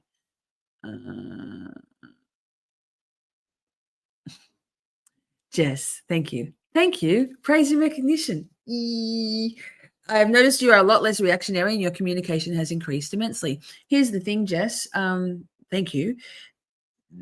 The first few months of my live streaming, and pulling together the moderator team and Discord and organizing the free Karen Reed stickers and the standout and a new relationship with Adam and working full time and caused me to be on a very heightened level of overwhelm. And when I'm in a state of overwhelm, I'm very easily overwhelmed. I tend to be more prickly and feisty. Absolutely. And I'm glad that I've softened things a bit more. I guess maybe I'm easing into and also there's been shit going on all the time, Jess. Like, you know, the fuck around and find out stream was just the tip of the iceberg. There's like, honestly, fuck this shit. So much behind the scenes, like backstabby, YouTubey, stupid bullshit stuff, right? So it's never ending. It just comes in waves. But also Adam and I have together been doing a lot of work on our communicating, and we're really good communicators, but being less reactionary and being really both of us being not going to those default settings, I guess has probably impacted on my overall ability to be more gentle in my speaking. And also, honestly, I'm feeling the love from my shorty community. Like it's a beautiful thing. I have moments mostly every day where a comment on a YouTube stream or a chat stuff or in Discord where I'm like, I'm brought to tears by how much love there is, not only for me, but around me and towards you guys. And so I'm feeling a lot more content in the people that I have around me now than I was a couple of months ago, Jess, you know, and it makes a difference. It absolutely makes a difference. I guess I'm settling into things a little bit. It's been quite the ride, but thank you. Shit. If you accept lying to yourself, you set the pattern of accepting lies from others. Preach, Heather. Your relationship with yourself is the relationship you, number one, plucked. You just build upon it. Yeah, plucked. I agree.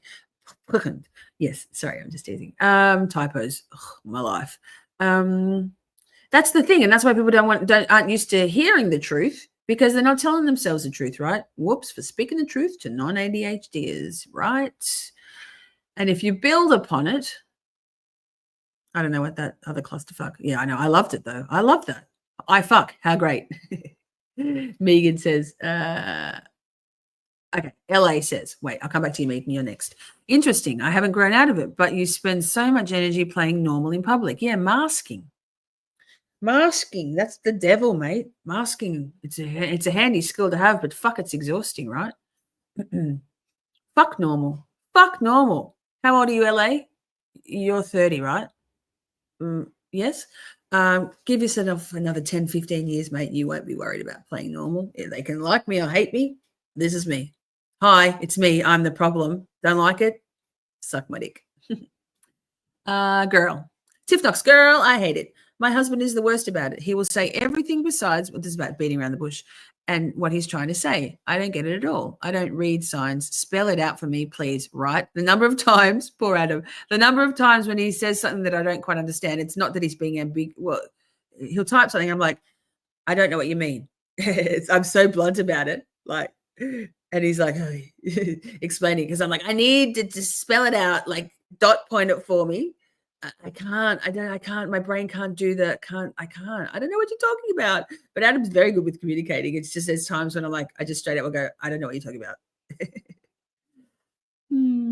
Yeah, you're a clusterfuck. Love. Anyone into star signs? Yes. But compatible. Adam and I are pretty perfect. But yes, star signs. And also personality types, Myers-Briggs, INFJ, etc. Where is medieval when you need him? That's my point. Thank you. We all have things we need to work on. Absolutely. It's the problem. The problem comes when people don't want to, or don't recognize, or can't recognize, or just can't see it. Some people actually don't have the capability or the desire to evolve and become better. And I mean, that's their choice, but I'm not interested in that kind of a person at all. Colors are still trying to find her pants. Thoughts and prayers, Colors. Yeah, baby doll, I'm the same way. However, because I'm so direct, I can come off a bit abrasive. Girl, I like to think of, well, I don't, but I like to think of myself as a little prickly and bristly at times. It's not pleasant. I don't love it. But it is what it is. Like I try to soften things a bit. Right. Oh, Pia says, yay, I'm really enjoying all this information. I'm laughing because you said meatloaf and I'm, yum, that sounds delicious. I'm just eating homemade meatloaf and taters and enjoying this. Amazing, Pia. I'm so happy. Here we are. That's why we're doing this. We're talking. Let's talk, shorties. Ernie Birdie, yes. Gigi says, I'm 50 and fabulous for 2 months and counting. Half a century, girl. Look at you. Happy birthday 2 months ago. Bring on 60, right? Baby doll. A chick, but Prince Lover says, baby doll, a chick once asked me if anyone ever told me I was abrasive. Like,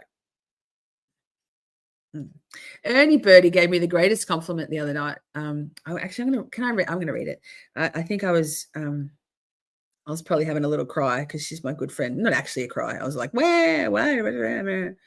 And here, let me find it. I'll have to scroll back a bit, but it was such a compliment. I don't know if she realized I would take it as a compliment. No, I think she did. She just knows. She can say. Yeah, it was a long time ago. Let me see if I can paraphrase it. This is really fun for you watching me scrolling and scrolling. I know I screenshotted it. Okay, here we go. I'm like, why people? I don't understand why people don't like me. I was having a brat moment. I know I sent it to Adam. Wait, screenshot. Yikes. Anyway, to paraphrase, she said, she goes, I actually think maybe the only thing I can think of would be that you're kind of like a female turtle boy. You don't stand for, you won't take any shit. You speak your mind, and that's a little bit confronting for some people. Yes. But that's a massive compliment to me. And it was really kind. I own those things about me, abrasive. I mean, I think many people might think that perhaps Turtle Boy comes off as a little bit abrasive. And but the abrasive people, 36 LA. Okay, cool. Yeah, you'll get there. But masking is exhausting. You'll burn out. We all will burn out. Yeah, so embracing the things about you that give you your you-ness, as in being who you are, but not the toxic shit. Maybe like Jess said, I'm finding my feet with being a little less abrasive at times, and it seems to be working for me. Baby doll's 44, good number. Tiff Knox says, masking keeps me from getting in fist fights though. Here, I'm really bad at playing at anything.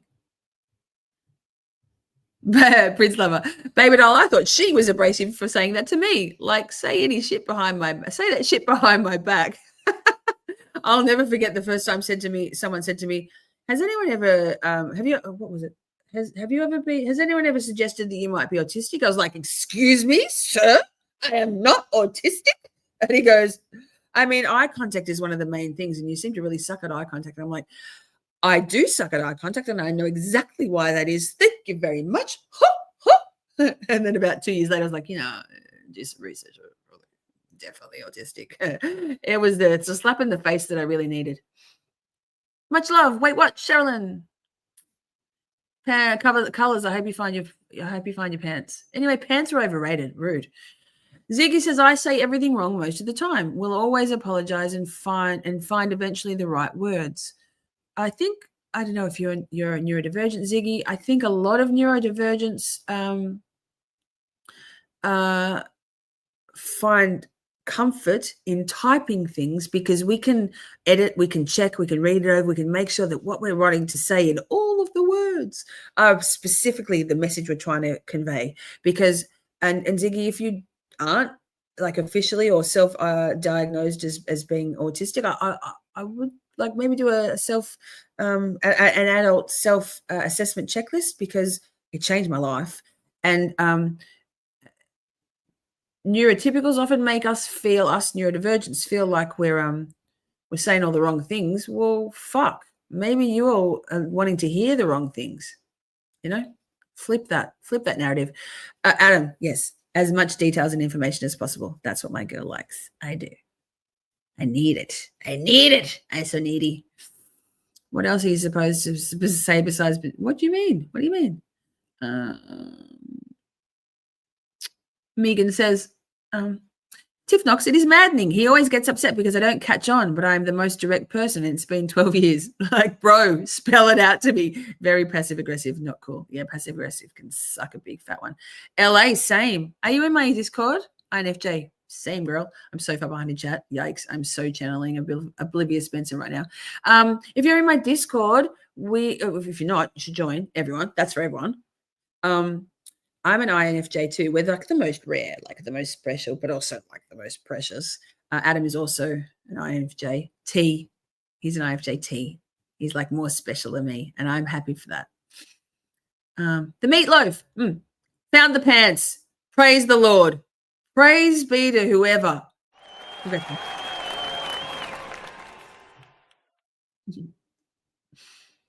This is so fun, chat. We're having good times here.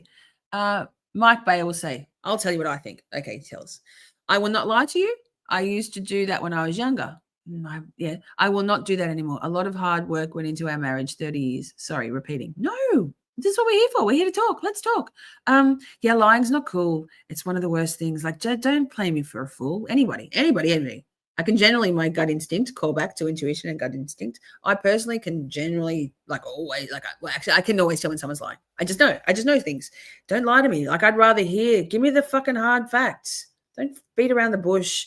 Don't gaslight me. Don't toxic positivity the fuck out of me. Just tell me straight. Rip that Band-Aid off, right? Yeah.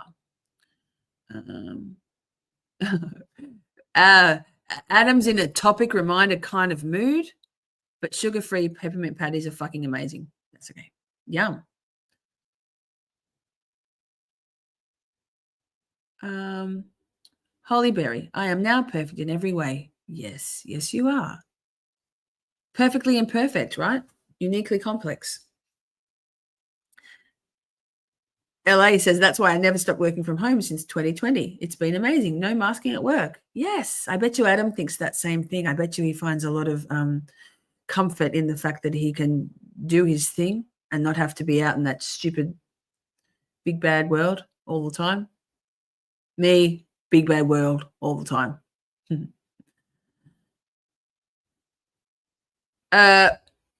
Baby Doll says, it really does put you in your place when somebody tells you about yourself and you know it's true. Yeah. Particularly if you've been pretending to yourself, lying to yourself that ain't it. And then you're like, ooh. Adam and I actually had a moment like that earlier this week. And I was like, nah. I was being so resistant to it. Like I was being a fuckhead about it. And then he was right. I was being a fuckhead. And then I came back a couple of days later, and that's what I was saying before. I've made no, it wasn't to do with our relationship. Well, it affected our relationship, but and I come back and I'm like, you know what? I'm going to do X, Y, and Z to not be like that in that situation again. And I'm proud of myself. That's what I was saying. I'm proud of myself. It's like, yeah, but I didn't like hearing it, but I had to hear it, and I appreciate when Adam or anybody tells me shit I don't want to hear, because then I can work on it. I love feedback. Yep, to writing versus talking. Exactly. I'm so far behind. Fuck the normies. Thank you, Mike.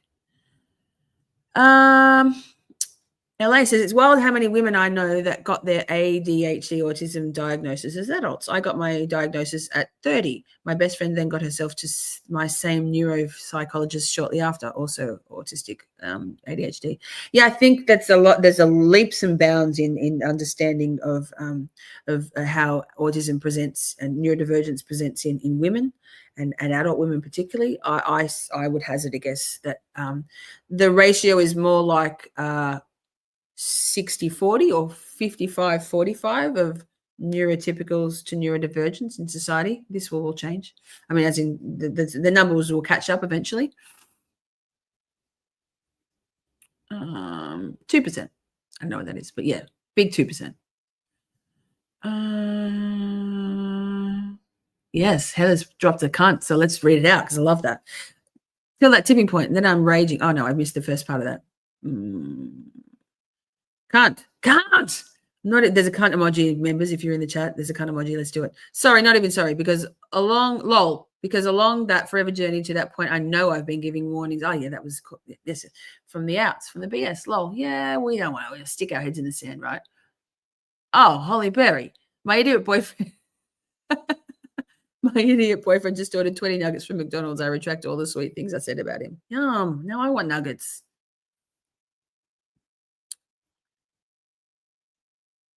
INFJ for the last 3. I took the test. Good one, Tiff. I've got I can drop it in the chat. I'll drop it in the chat. Drop it like it's hot. Give me uno momento. I've got it up here as my always link. We'll be dropping this shit left, right, and center in Adam Drives Helen. Here, if you want to know whether you're an INFJ or an INTP or an ESTP or a CUNT. Wait, is this the right one? I think so. Is Biffle in the house? Hey, Biffle. I think I'm in the right chat. Here we go. If you want to take the test, the Myers-Briggs personality test, I just dropped the links in chat. Link. Biffle in the house. Whoa! Whoop, there it is. Biffle needs his own intro. Adam, I think we need a Biffle something. Do you right? Do you reckon? Biffle like this? Biffle will get you something. Not this.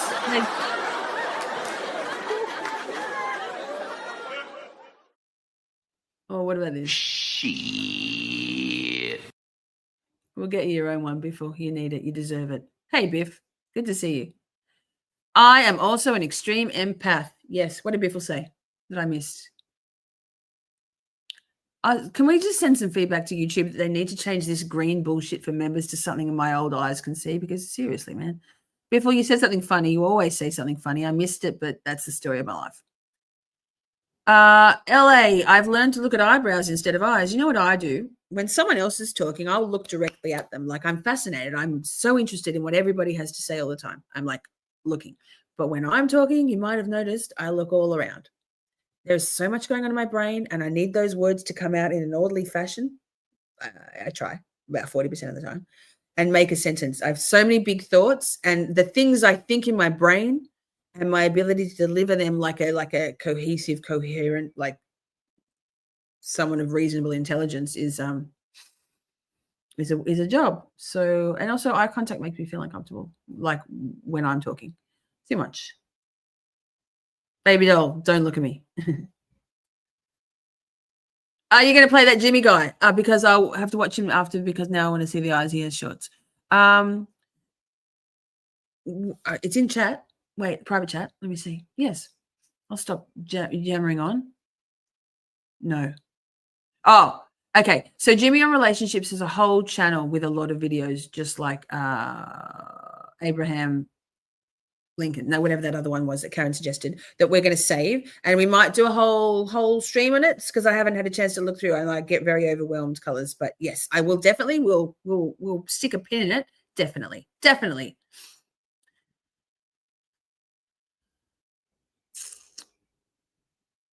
Yes, it's not uncommon for women to be diagnosed later in life. It's more common. That's because the mental health, like psychology, psychiatry, mental health world, a lot of understanding in the last 30 or 40 years. So, when us oldies were young women, it just wasn't a thing. Like, but it was. They just didn't understand it. Like, that's how science bitch, yeah. Science bitch. Yes, exactly, Britt. A lot of women seek their autism diagnosis after their children are diagnosed. I know now for a fact that both my children are autistic and likely ADHD too, 100% autistic.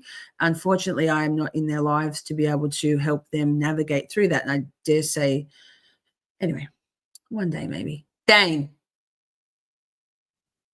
is it possible or plausible that people have misread a sign or flag, seeing as red or yellow or something else? I think that's gaslighting yourself, Mike. Like, I used to ignore those things and go, nah, it's not even that bad. Like, no. But if you see anything,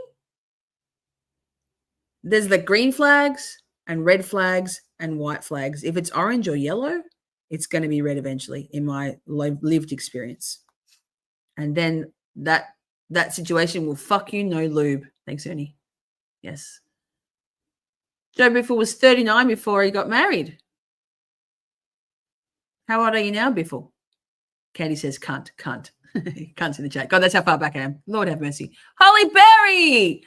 We'll get your song too. Welcome to members, gorgeous. Thank you for joining Little Shorties. Yay, I presume. Maybe big shorties. Who knows? Woo!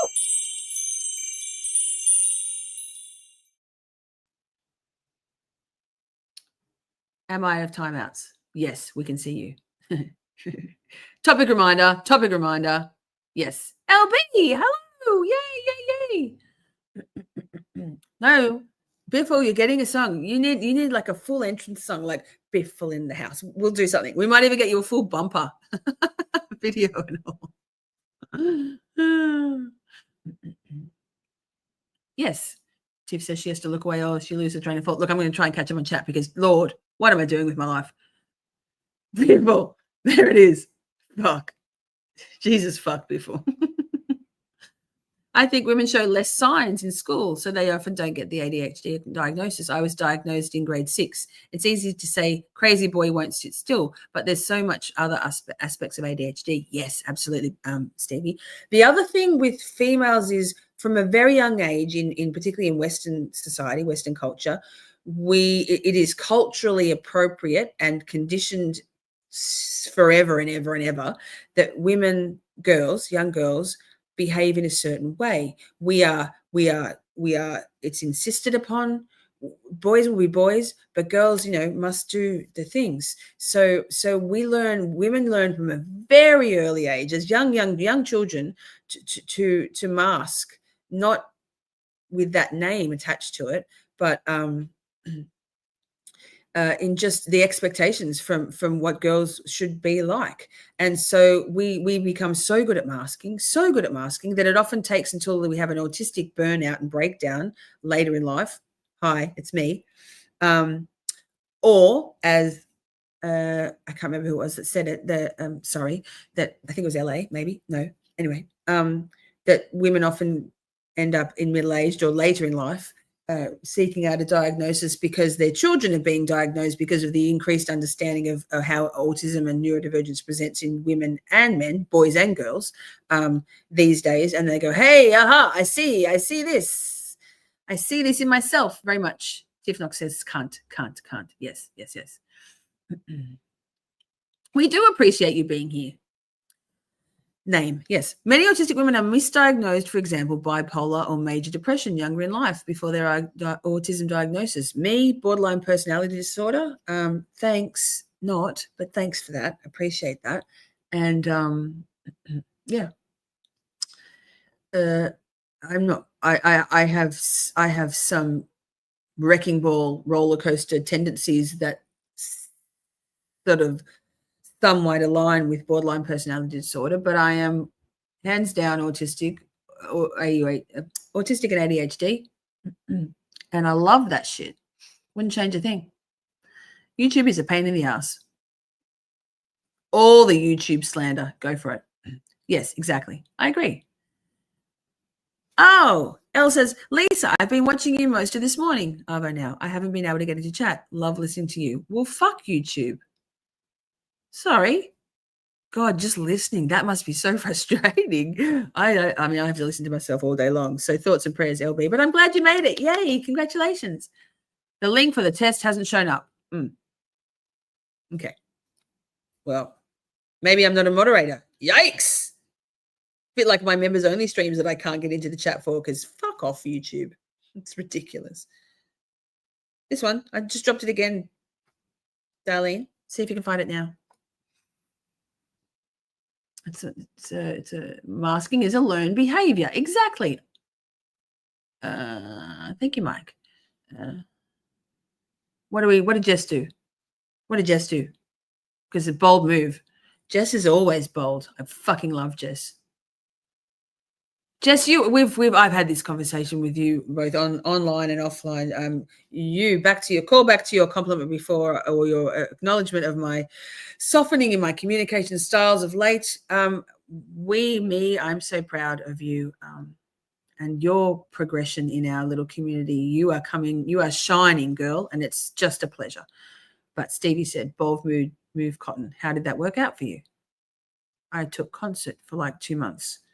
So I've been told meds have come a long way, though. Well, that sounds like something I don't even know about, because me over here just raw dogging it sober as an ADHD woman. I used to be a meth addict. Hey, Chad, if you didn't know that, just dropping truth bombs. And I'm not these days, and I never will be again. But it was very helpful for me to have amphetamine in my system as an undiagnosed, and before I'd realized that I was ADHD. The clarity, oh my God, the clarity and the serenity in my brain. Never high, just always, I mean, occasionally high, let's be honest. But always clarity, focus, beautiful. How many men do you know who are borderline personality disorder or bipolar? Troubled. Yes, troubled girls. Exactly, Darlene. Exactly. Okay, it was delayed. Yes, story of my life. So LB says depression, anxiety, and borderline personality disorder initially for me too, Lisa, until finally someone made sense of it all. Yes.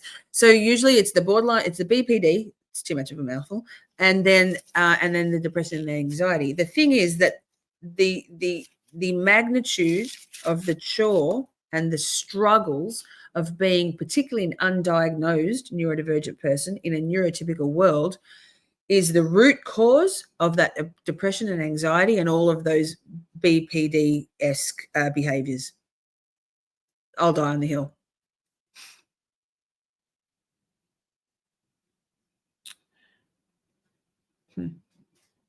Here's me trying to work out.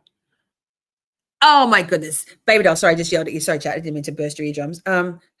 That's one of my favorite things. Like, I celebrate difference. How boring life would be if we all were the same, right? Like, if we all liked the same things and agreed on the same stuff. Yikes. No, thank you.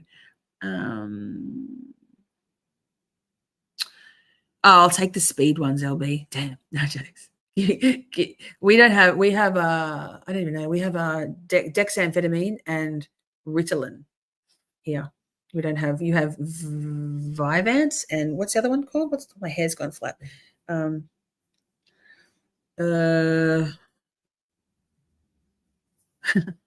Holly Berry. Yeah, on topic. We went from relationships to our mental health. I love this, Roz. I didn't even realize. Wait, it's okay. I told you it was a meandering journey through the topic, and wherever the road took us, we were going there. Yes? Like, this is the plan. We had a plan and we're sticking with it. Meandering. Yes. We understand each other. Yes. The same is boring. Did you find the same pants colors? Oh my God. I thought I'd got to the end of the chat, but I haven't.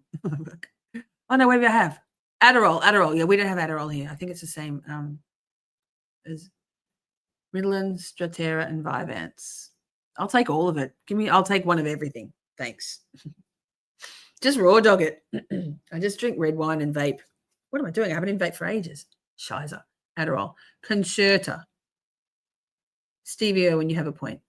Stevie Irwin always has a point. I know 0 men. Tiff says, I know 0 men, excuse me, with bipolar BPD diagnosis. They seem to be reserved for the hysterical women. Yeah, like the histrionic personality disorder stuff. Yeah. My mother calls me a non-coper. Well, she would. She wouldn't piss on me if I was on fire these days, to use a Michelle Smith-ism. Cocaine works too. Well, too. No, I'm not a fan of coke. It's all right if someone else is paying. Hey, look, I'm at the chat. I'm at the bottom of chat. Have we got a video? Let's see. I don't know. We care about videos now? Of course we do. Let me see what I got though. Okay, this one's good. Let's get us back on track. Thank you, Hollyberry, for the reminder. This is navigating hard relationships, boundaries, family dynamics, and something else. We've been going for 2 hours 11. Are we all good, chat? You all good? We good? We're still good? Adam, are you good back there? Babe, internet boyfriend? You get thumbs up. It's like, yeah. He's like, I listen to you ramble on all the time when you're not live, Lisa. Why? Here we go. This one. I think this could be important. I don't know how long it is. Let's see. 12 minutes. I like that. But where is it? Let's move it along. No.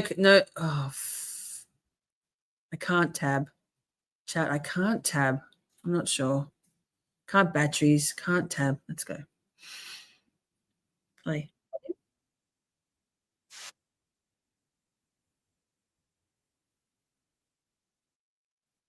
No, I didn't share it, did I? Wait. Did I? Fuck. Jesus, fuck, Lisa. I didn't share it. It's just me, just being a weirdo, talking to my microphone. Hang on. Sorry, I'm getting a bit tired.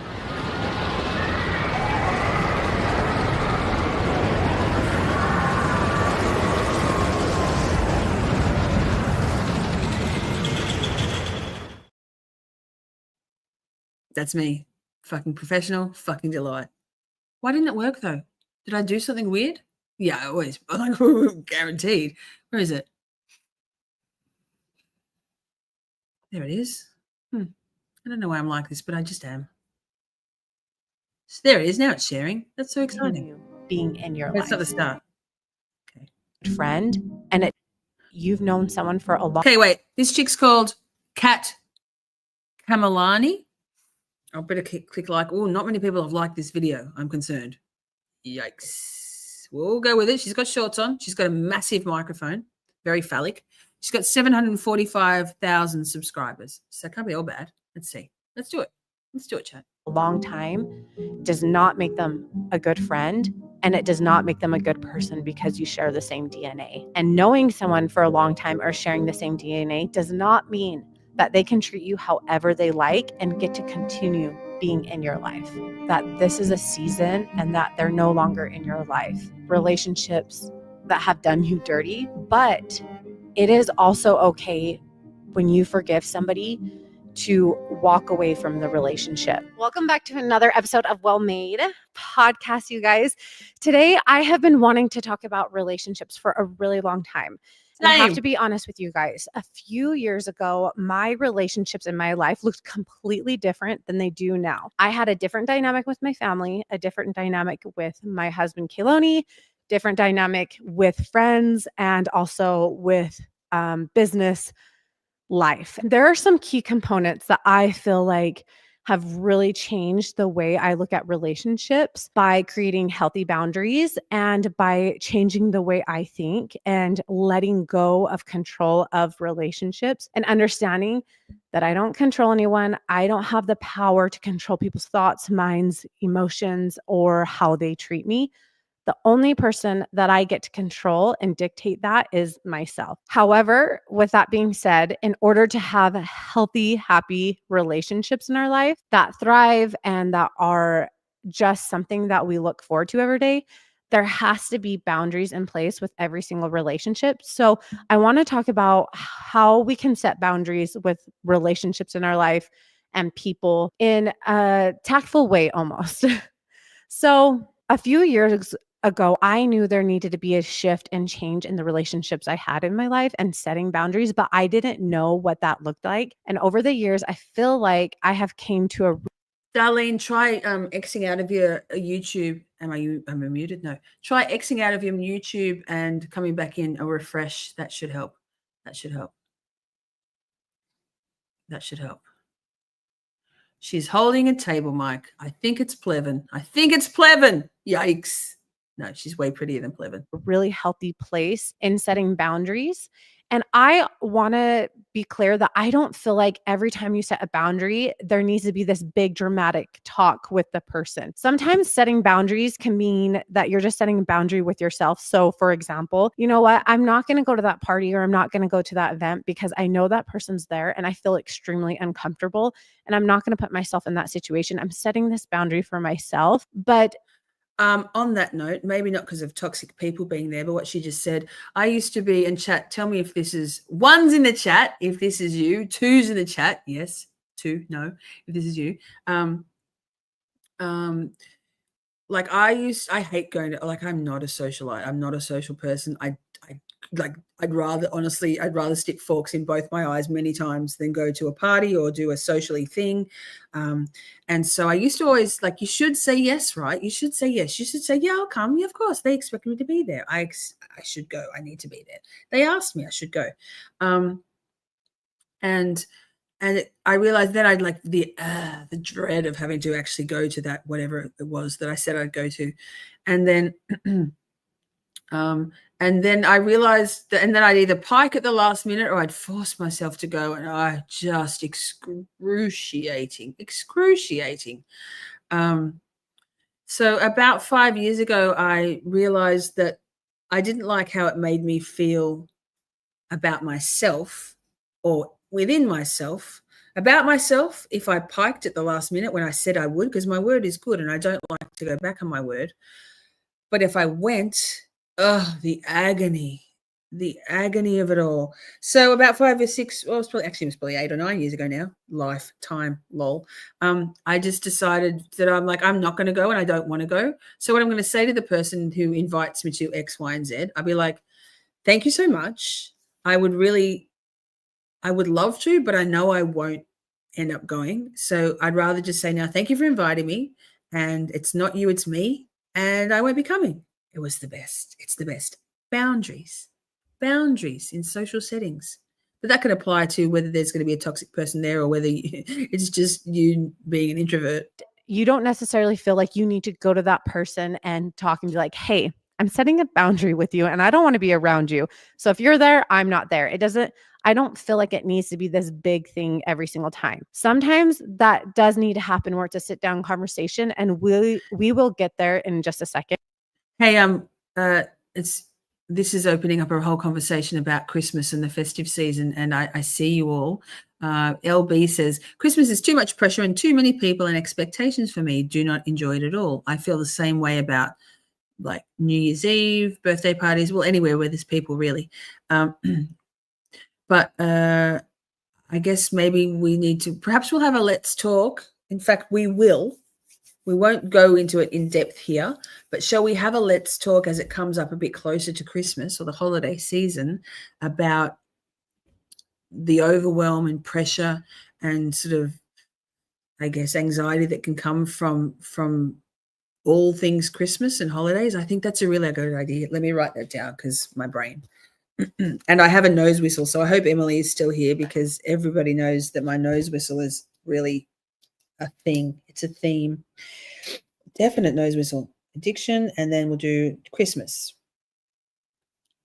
And while I think of it, chat, we're going to be doing lots of streams over every day. Depth Be Heard, Karen Reed stuff, Let's Talk, Kick stuff, Stick a pin in it. It's going to be Camp Shorty for weeks. You're going to hate it. I'll love it though. Second. I will like, everybody listen to me. Listen to the things I have to say. I also want to say that setting boundaries with myself can be that I'm being intentional with what I'm saying yes to. People pleasing is a form of manipulation that some people don't understand. That is brought on to us as a child, and we feel like we have to say yes to every single person to make sure they're good and they're happy. But in return, if we feel like we're abandoning them, we are abandoning ourselves. And I can't stress this enough, is that being intentional with the word yes Bye, and what LJ. you do has been a huge game changer for me in my relationships with people, and being okay if people are upset and angry about that, because no is a full sentence. I'm okay and with letting people down and them being hurt and upset if it means upset. The word yes and what you do has been a huge game changer for me in my relationships with people, and being okay if people are upset and angry about that, because no is a full sentence. I'm okay and changer for me in my relationships with people. And Wait, chat, because no is a full sentence. Obviously, you've understood what I'm doing here, but listen.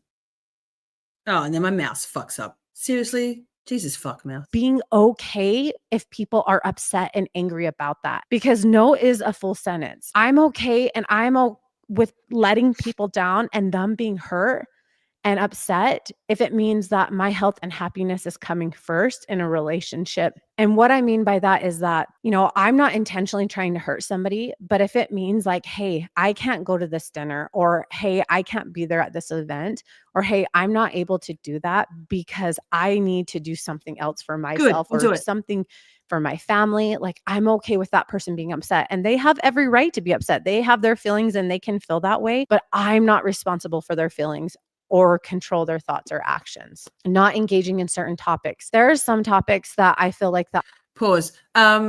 Baby doll, yes, I think you found your people. Absolutely. And flaky is a word that I like. When you commit to something in a moment of full capacity, the idea of it, like, yeah, I can do that. I can do that. That'll be fun. I love that idea. And then you're like, oh my gosh, I can't do that. I don't want to do that. It will not be fun. And then so then you dip out. Either you just like ghosting Mr. Higgins, or you bow out with some excuse. That makes you feel like a lot of shame, right? Or it made me feel a lot of shame. Like people think I'm not good to my word, and my word is good. My word is good. If I say something, I'll do it. But then I don't want to do it. Go the social stuff. So yeah, and I'm happy that you feel like you found your people here, baby doll. My Discord server is an amazing place where we can continue to have these conversations. We have all of the Discord channels. If you're not a Discord person, baby doll, we can help you navigate the way through. If you are, jump on in, girl. One of my mods will drop an invite into chat, and that goes for anybody. If you'd like to join my Discord and Adam's Discord, both amazing places. That are triggering to some people or triggering to myself.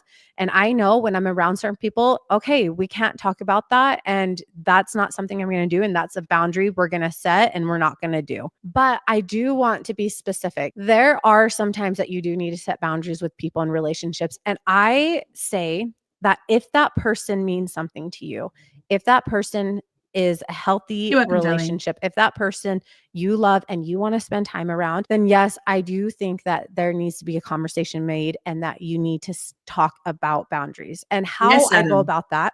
And I'm just going to do. It's like pre-buy, buyer's regret, social commitment regret. Absolutely. Now I just say no. Thanks, Ernie, for dropping the links. Whoever's dropping the links, all of you, amazing team. A random example. Okay.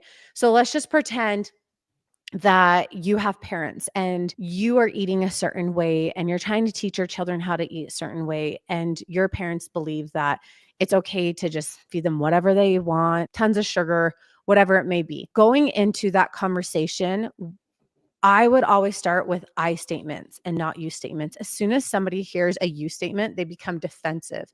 So starting with I statements, and that can sound like, I really want. Oh, this is such good advice. Chat, if you're not listening.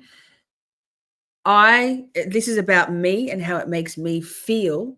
Because when you use you, it makes that person feel attacked and like that you're putting it on them. It's like it's about this is me and how it makes me feel. She's talking good stuff here, chat. She's talking good stuff, even with that stupid mic. Want my kids to have the best gut and lifestyle as they possibly can. And I really want them to be around you guys and feel safe and know that, yeah, they can get treats from grandma and grandpa. I use Discord purely on my phone, LB. It's easy peasy. So if you've got the app, download the app and then just click on the link. Prince Lover managed to do Discord a while ago. She also managed to do Kick. So so Discord is basically like a big filing cabinet, yeah? So my server is a filing cabinet. Adam's server is a filing cabinet. The Seeking Justice server is a filing cabinet. And in that filing cabinet, you have drawers. And each category in Discord is a drawer. And in those categories, there are a bunch of different hashtags or channels or topics or files where you can, and they're all like specific. And so there's like, for example, I have a whole Let's Talk drawer with all different Let's Talk categories. There's stream schedule, like just things. So basically you can, you can't break anything in Discord. We generally, and there's an off-topic channel. So if there's not a place to file your, as in to chat about whatever, or to drop a link, or to a meme or like, you know, whatever, share. We have Mother Nature channels, topics. Basically, if it goes in off topic, and if it seems like that topic could actually use its own channel or file hashtag, then we just make a new one, like we make another one. It's so cool. It's so cool. I'm really proud of our Discord. Adam's and mine. Mine's been sort of growing a little bit more. Like Adam's only just started putting kind of more time into his Discord, but it's growing and it's beautiful, not in terms of numbers, but in terms of channels and stuff like hashtags. So yeah, it's really fun. We also have counting in there. Counting. Baby doll. I don't know. Actually, Adam, is it possible? I don't know if Adam's around at the moment. If it's possible to do a perpetual link, like a perpetual invite. I know you can do something that doesn't time out, because some of the timeouts, some of the invites, I think the invites have got a finite length of time that they're like valid for.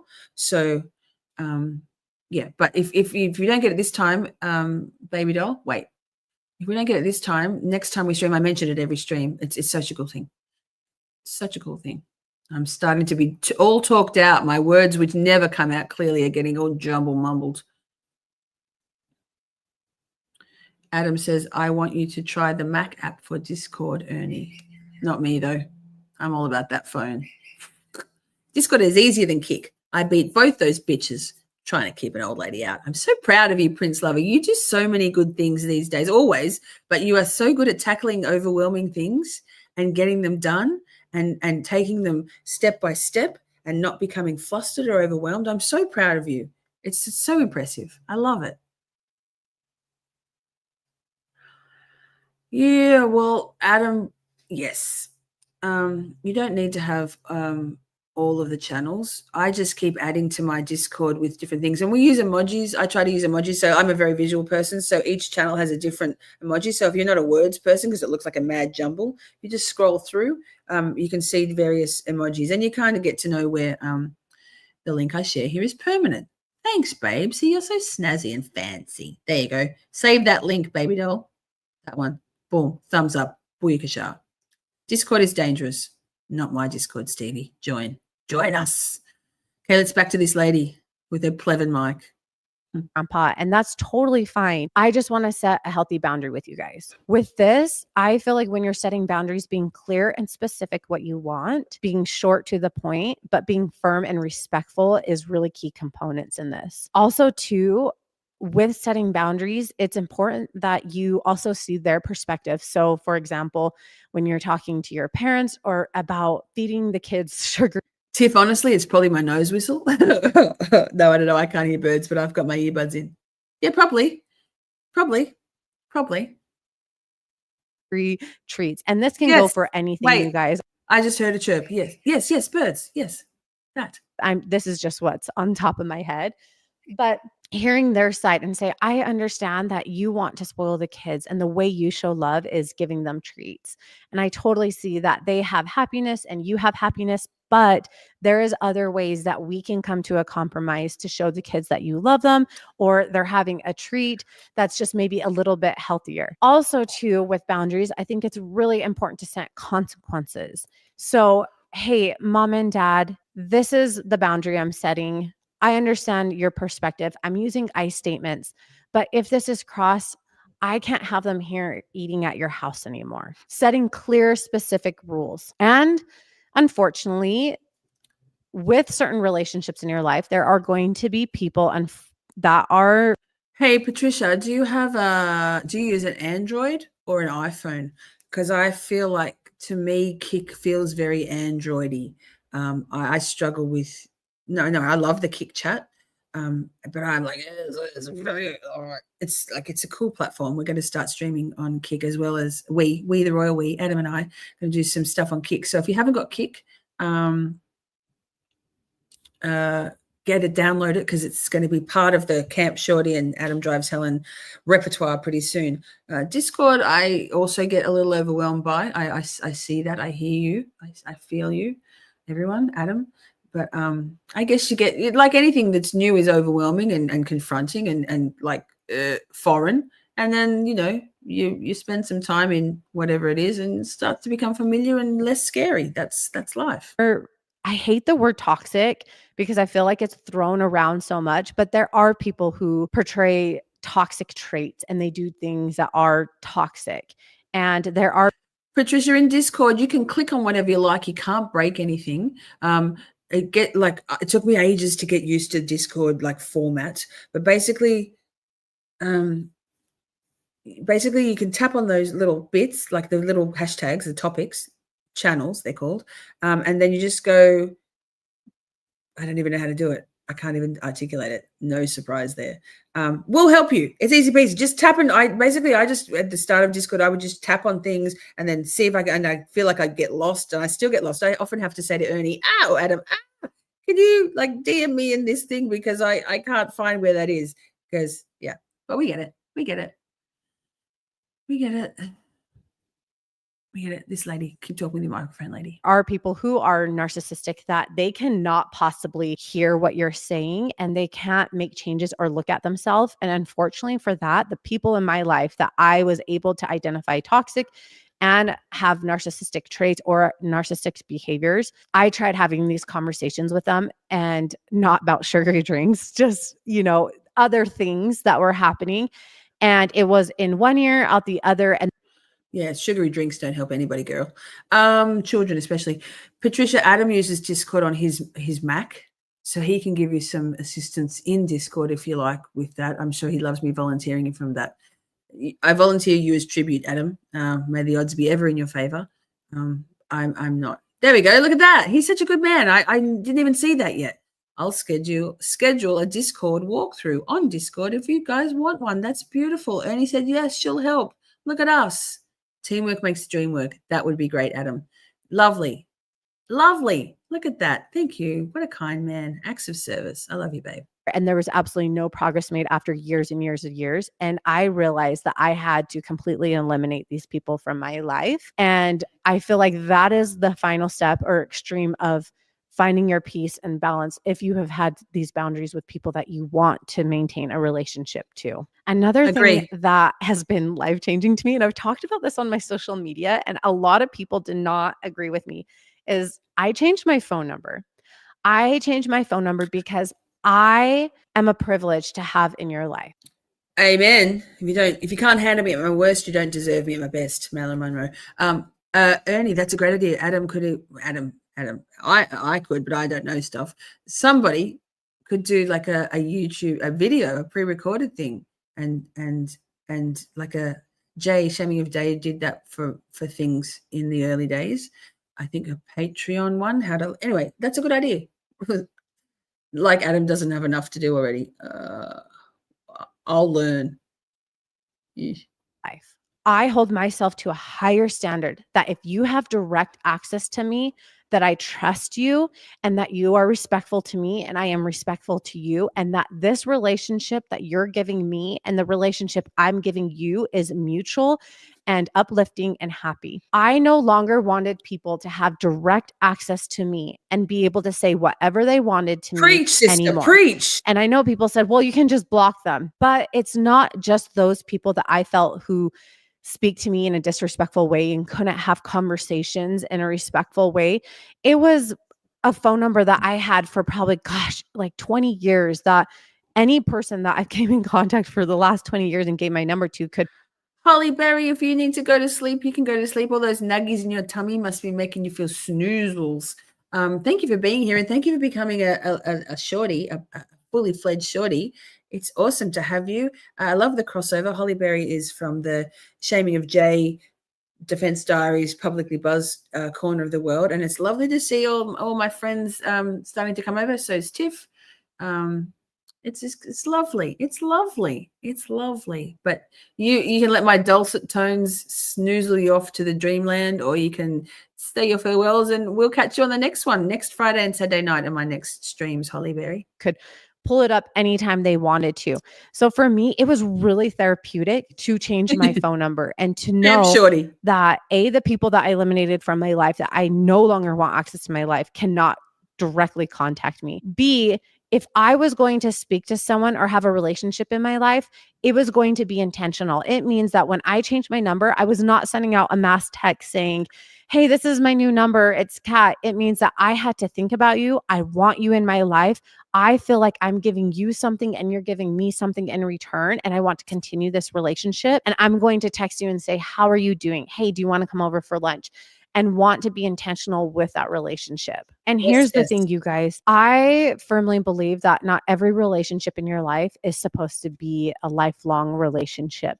Agree. I believe that there are certain relationships in your life that serve for a time and a season. If you guys have heard of that analogy of a rocket ship going up to space, at a certain altitude, it has its engines break off. They burn up and they break off. And I feel like that is with relationships. It's once you get to a certain point of your life, there's going to be certain people around you that are going to.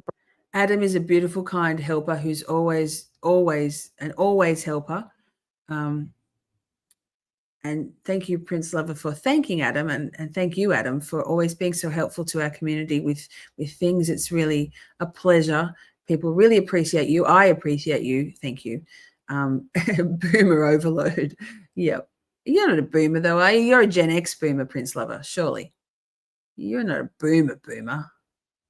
To break off, and that is okay. And it is very hard and difficult to understand that sometimes, because when you're with these people and you have sat up till 3 a.m. having these deep chats, that you know their favorite food, or you share the same DNA, or you have been with them for a lifetime, it's difficult to know that this is a season and that they're no longer in your life. But I have to tell you, just because you've known someone for a long time does not make them a good friend.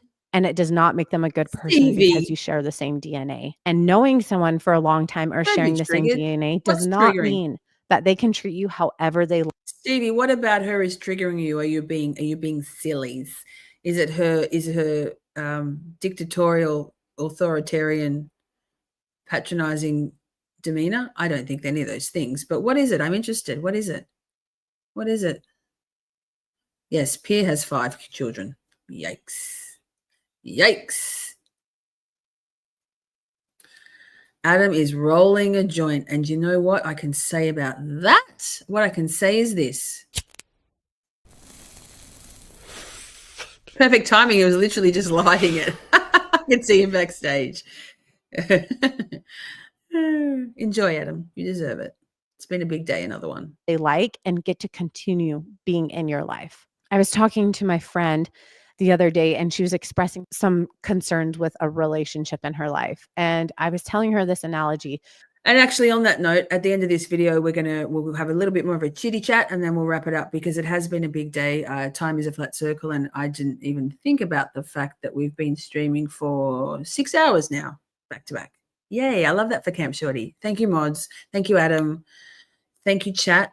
I love you all being here, and I really appreciate your time and your energy and your efforts and your beautiful everything. Thank you. That if you are at a table and you are constantly serving people, you're constantly making sure everyone else is fed. If you're going to have people sitting at that table with you and We'll you're psychoanalyze starving, Stevie. are those people Poor going to Stevie. feed you? Are those people going to make sure you don't starve? And that right there is in telling to me that who is in my inner circle, Oh, who is Shari. having direct access to me, who can pick up their phone and call me whenever they want, or they see me every day. Are those the type of people I want in my life? That if I'm starving, are they going to feed me? And I know listening to this podcast, there's probably a lot of you guys right now Adam? thinking about Adam, whatever you want, as you wish, Adam. I don't know the reference, but I've been told it's from Princess Diaries. Shorty connects and unites, debunking all the lies. She leads us in a fight. She's a fucking delight. This is a cry, debunk, demystify, destigmatize, uniting USA and Oz. Then Mr. Battlegrounds, her global roller coaster goes around. A shooting star out of Melbourne.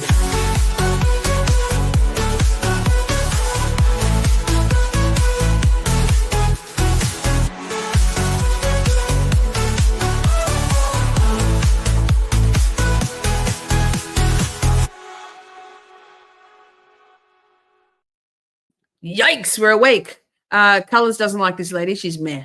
She's meh. Well, I mean, you can't like everybody, Colors, and everybody can't like you. I love you. So we're almost there. I don't need to eat no government cheese. Hey, Nathan, lurking. Hey, Nathan's lurking. Hey, Nathan, look, it's not an official lurk, but let's, this.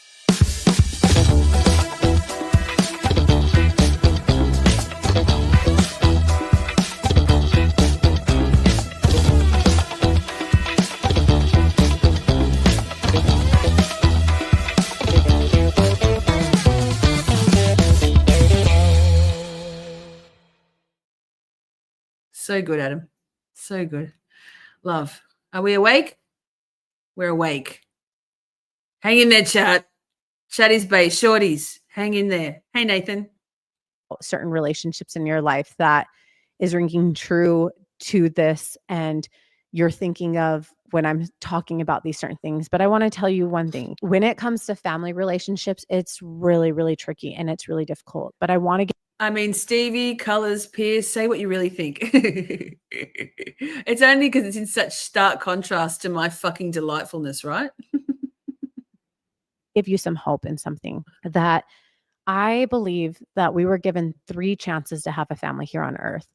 That the first chance we had is the family we're born into, and we don't get to pick those type of people. Those are the people we're born into. The second chance of a family is the person that we choose to marry and build a family with. And the third chance to build a family is those friendships that we choose to have in our life. Those people then become family. You guys. And what Family. a beautiful thing is that we have 2 more chances in this life to build a family and build a life and relationships around us that are beautiful, that are thriving, that are healthy, and relationships that we deserve to have. I want to tell you guys, it's okay to forgive people. Okay. Poor Cat. Her name is Cat. There's so much cat shade, and that's okay. That's okay. We can't like everyone. Megan, it says, see on the screen, stronger together. Stronger together. It's an anchor and pastel-y things. Yes. Fuck. I'm so glad you like this video I selected for us, chat. Chosen family, exactly. Megan says, I have literally 0 in real life friends. They are all internet. Yes, I even have an internet boyfriend. Why would you not? Look, guys, can we get to this end of this poor woman? She's been speaking her truths and you all hate her. I think she's all right. I like her decor. With relationships that have done you dirty, but it is also okay when you forgive somebody to walk away from the relationship, to need more space, to need more time, not trust them anymore, to choose to repair the relationship and walk forward with it. Or the dynamic of the relationship is different and it's no longer what it used to be. I hope And you say, that any of miss these me. tips or Bye. the things I'm saying can help you guys navigating relationships, because you truly do deserve to have people in your inner circle that are rooting for you, that you feel that want the best interest in you, that aren't taking advantage of you, that you don't feel drained every time you're around. You deserve those type of relationships in your life that are thriving. I hope you guys have the best day. I want to thank you for tuning in and listening to another Shackers. episode, and I'll see you guys next time. Thanks, Kat. I appreciate you, Kat. Unlike my chat, and that's okay. It's my channel and I'll play whatever the fuck I want. I'm joking, chat. Anyway, she had good things to say. You just all couldn't hear her because you were bored and triggered by her voice. Prince Lover says, I don't hate her. It's a prickly topic. Maybe someone walked away from us. Oof, getting deep there, Prince Lover. Mate, everybody walks away from me. That's my life story. It's a theme. I feel you. Yay. Anybody puts hearts and claps and thank you. Thank you. Thank you, chat. Like, I love all of you. I love that you're here. I don't love where I am on the screen. All that. Oh, no, that's all. The video didn't have many likes relative to her number of subscribers. It was 745,000 subscribers and 147 likes. So, you know, look, you win some, you lose some, chat. I can't be perfect all the time. In fact, I can't be perfect anytime, ever. She was a cutie patootie. I missed most of what she said. There it is. Okay. Thank you, Lisa, mods, and chat. It's my absolute pleasure. Thank you, LB. Thank you for being here. Anna Brandt says, not lurking, watching on telly, just cleaning the butter I thought I forgot to buy on Friday out of my car mat. Oh, yuck, babe. In the heat wave, you poor thing. It must fucking stink. How good is this cooler weather? So good. I watch my videos on fast speed. Yes, I usually do 1.25, 1.5. I didn't with her with these, but anyway. She was fine. I just had to get used to her voice. It was a good topic, just uncomfortable. Well, it's important to get uncomfortable sometimes, Prince Lover.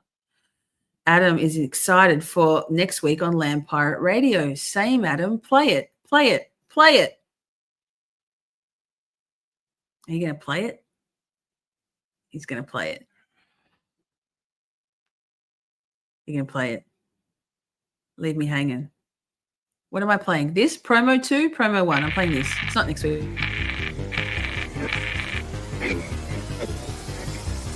Buckle up, mystery lovers. It's time to hit the road with Adam Drives Helen. Every Monday, Wednesday, and Friday, Adam takes you on a live journey through the strangest corners of life. I don't have all the answers, but that's why we're here, right? To explore the unknown. And the best part? You're the one driving the conversation. From mind-bending mysteries to real-life encounters, you get to call in and share your story. This isn't just a show, it's your show. Pierre, welcome. Hello, friend. Hi. In my worldview, there isn't a pole in the south. There's only the North Pole. We see a rabbit hole and we just go for it. I'm all ears. That's what Adam Drives Helen is all about. Bringing people together through the strange, the mysterious, and the unforgettable. So don't miss your chance to join the ride live. Tune in, call in, and let's see where the road takes us.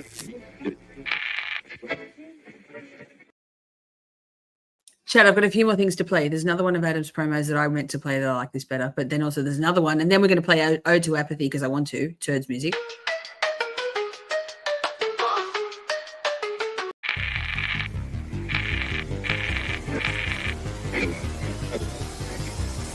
Buckle up, mystery lovers. It's time to hit the road with Adam Drives Helen. Every Monday, Wednesday, and Friday, Adam takes you on a live journey through the strangest corners of life. I don't have all the answers, but that's why we're here, right? To explore the unknown. And the best part? You're the one driving the conversation. From mind-bending mysteries to real-life encounters, you get to call in and share your story. This isn't just a show, it's your show. Pierre, welcome. Hello, friend. Hi. In my worldview, there isn't a pole in the south. Why did I play the same one twice? Because that's what I'm like.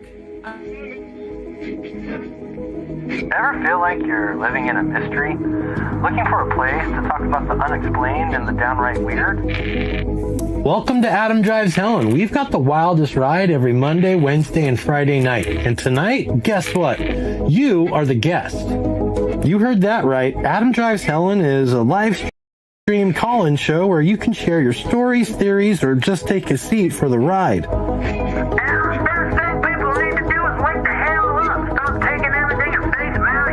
Right? I mean, that's what Adam Drives Helen is all about. Bringing the unbelievable to life with real people and real stories. Miss Shorty said ha ha ha ha ha. Ernie Byers said Miss Shorty is a turd. Adam Drives Helen is a turd. Said Shorty is still being naughty. They're gonna go to hell. Smiling pile of poo. Smiling pile of poo. Catch it live on Land Pirate Radio every Monday, Wednesday, and Friday because, well, there's no telling where the road might lead us.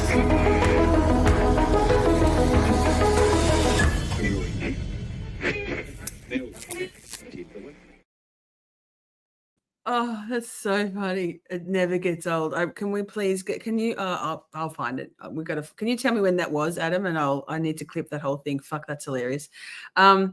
Yes. No, Colors. You're not crazy. You just think outside the circle, the flat circle. And also, did I dongle Discord? Wait, what dongle? We don't say dongle. No, I don't know. I have it. Yes, you have it. That's because you're amazing. I love you. Hey, we're doing Ode to Apathy because fuck, this is a good song and I haven't played it for ages. This is a Turd Ferguson banger with with the lyrics on the screen. Enjoy. Favorite. We'll be rocking out with my socks out back here, with my cock out.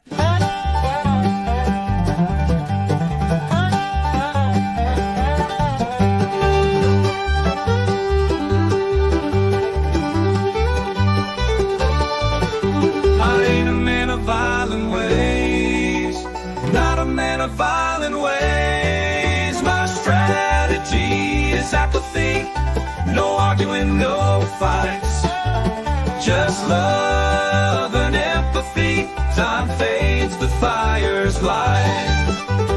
Apathy can be your answer, no need to join the fight, 'cause both sides are wrong and both sides are right. Give it a try and see. Give it a day to confirm. In a year it's clear. Think about the long term. This world is full of chaos. It can make emotions boil. Reacting makes it worse. Igniting scorn and turmoil. I ain't a man of violent ways, not a man of violent ways. My strategy is apathy, no arguing, no fights, just love and empathy. Time fades, the fire's light.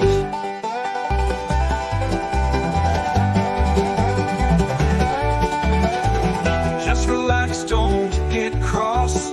Purge all bad emotions. Be at peace, ease your thoughts, and mind your compassion. Apathy may be the answer. There ain't no need to fight, 'cause both sides are wrong, and both sides are right. Fights are a ruse, an endless game. There is nothing to lose and nothing to gain. This world is full of chaos. It can make emotions boil. Reacting makes it worse. Igniting scorn and turmoil.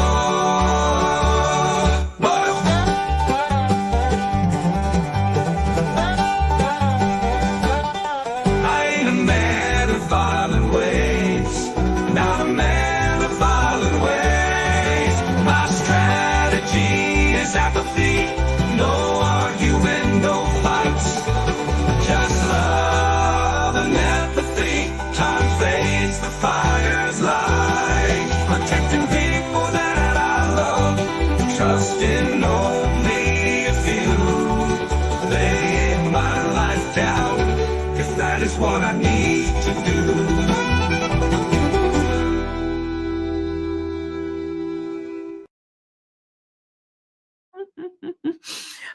Is it the one that's called Science is Dead? Colors? Because I've got it pulled up ready to go. Yes, let's do it. Another third one. Why not? Saturday night, y'all. Y'all. And then I want to play the pink one as well. Adam doesn't love it, but I fucking love it. I looked for her, and I realized she changed her name to Stop Changing Your Handle, and I was like, oh, that's why I can't fucking find it. Jesus fuck turd. Is the volume up? Yes. Is it this one? I think it's this one.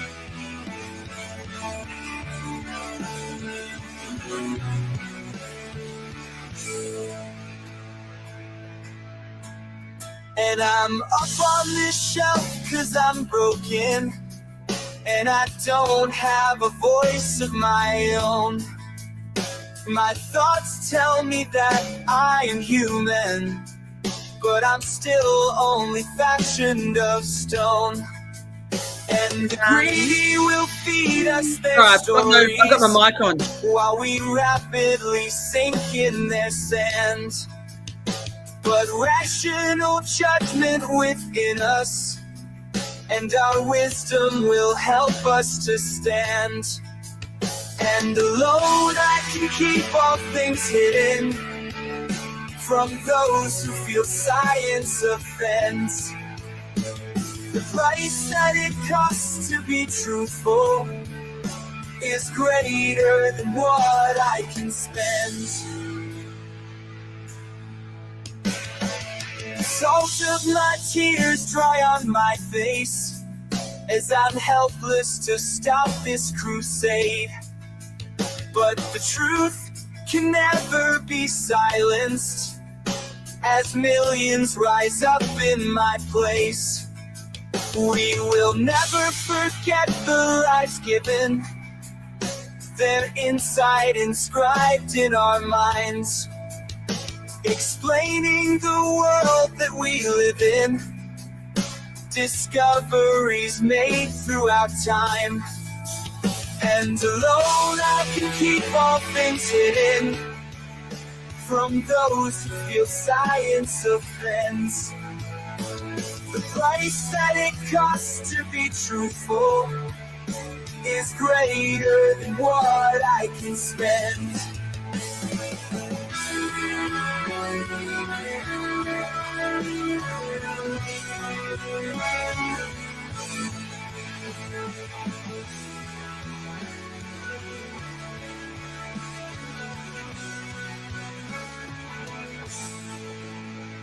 Alone I can keep all things hidden from those who feel science offends. The price that it costs to be truthful is greater than what I can spend. All alone I can keep these things hidden from those who feel science offends. The price that it costs to be truthful is greater than what Yay, I Michelle! can spend. And I'm up on this shelf 'cause I'm broken, and I don't have a voice of my own. My thoughts tell me that I am human, but I'm still only fashioned of stone. And alone I can keep all things hidden from those who feel science offends. But together we'll never be hidden. Only books will remain on the shelf.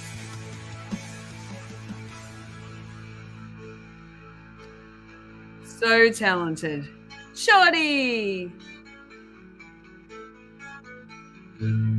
She's clever. She's a very clever woman.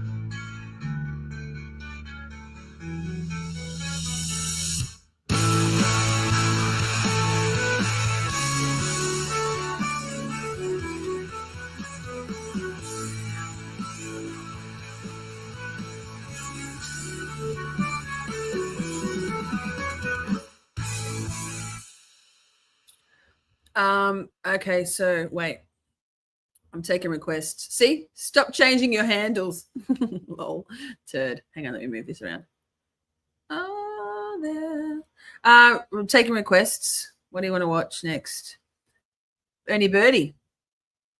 Christmas Barbie.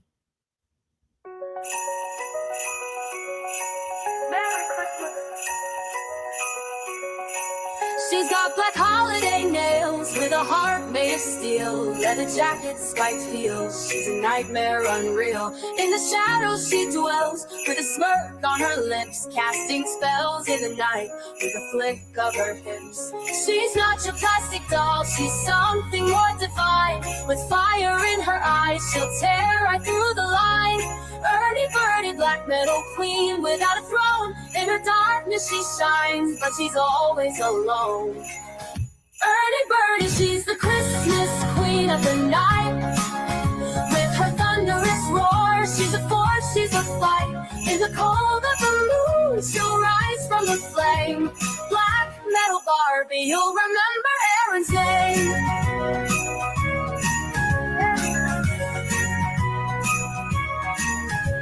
She walks through the chaos where the wild things reside. In the chaos she finds peace, in the darkness she'll hide.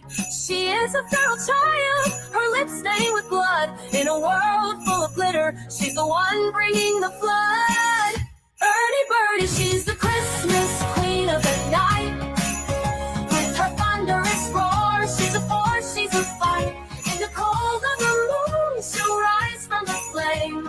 Black metal Barbie, you'll remember Aaron's name.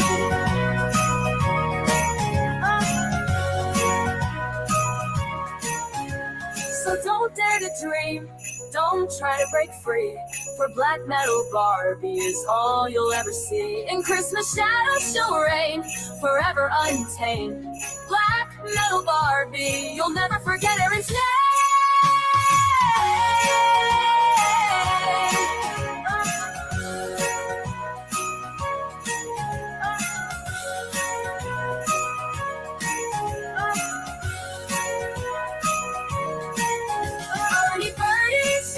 Christmas queen of the night. With her thunderous roar, she's a force, she's a fight. In the cold of the moon, she'll rise from the flame. Black metal Barbie, you'll remember Aaron's name. Black metal Barbie, you'll remember Aaron's name. Black metal Barbie, you will remember Aaron's name. So I'm all got up all crying all of a sudden, like I'm fucking crying right now. So there's that for me. I love that for me.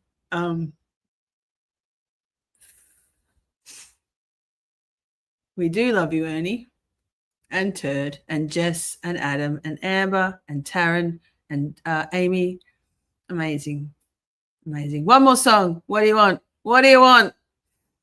Pick a song, any song. I fucking love Hoogan, but I won't be calling it unless you want to see Hoogan. That song is great. Oh, I am crying. No cry. Happy cries. This is getting ridiculous. Yes, that's what we do here. We do ridiculous.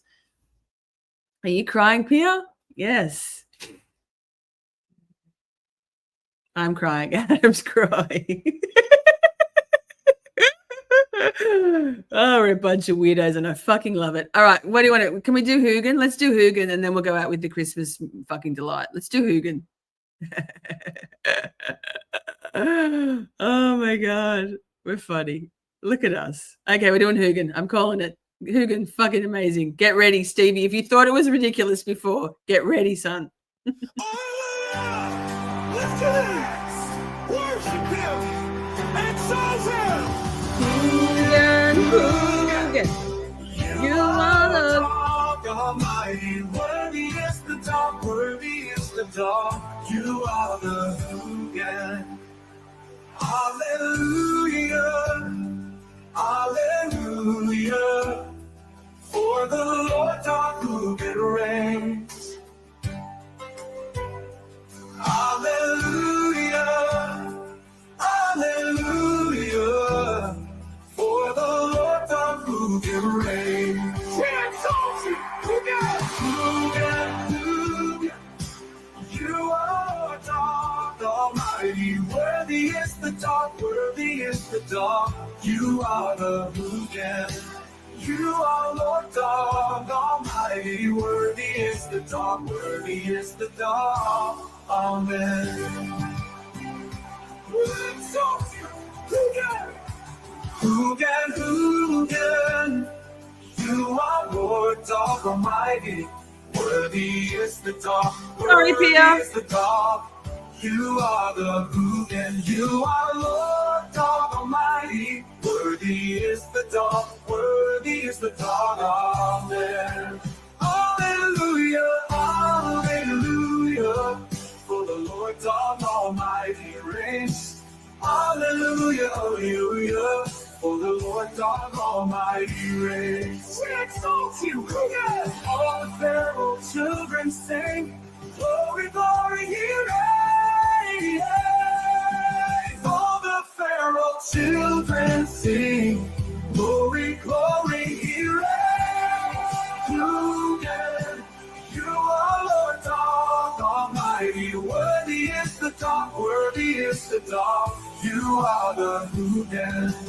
You are Lord God Almighty. Worthy is the dawn, worthy is the dawn. Amen. We exalt you. Who can? We exalt you. Who can?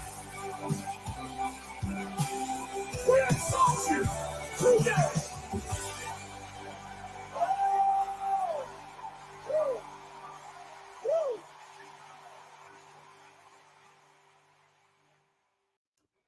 I'm sorry. I'm sorry if you were triggered. I haven't spent any time in any church environments except for a couple of years in a Catholic church, and I fucking love that shit. Maybe I told Adam this week that I think maybe I'm a Buddhist. No, yeah, I'm a Buddhist, and he was horrified that I would just suddenly decide that perhaps I'm a Buddhist, and I don't know. Maybe I am. Who knows? Love, love, love. It's supposed to be like that here. Colors and Pia. I love that. It's fine. Okay, well, we'll do the love song because lovers and Colors loves that. I know Colors loves that. Everyone loves that. And then we'll do the Christmas out because why not? Why not? Why wouldn't we? I can never find it anymore. I don't know any. There's so many things here. We've got so much here, Adam. Is it this one? Of course it's this one. Wait, we're not done. I'm playing it, then I'm coming back. Then we're done, okay?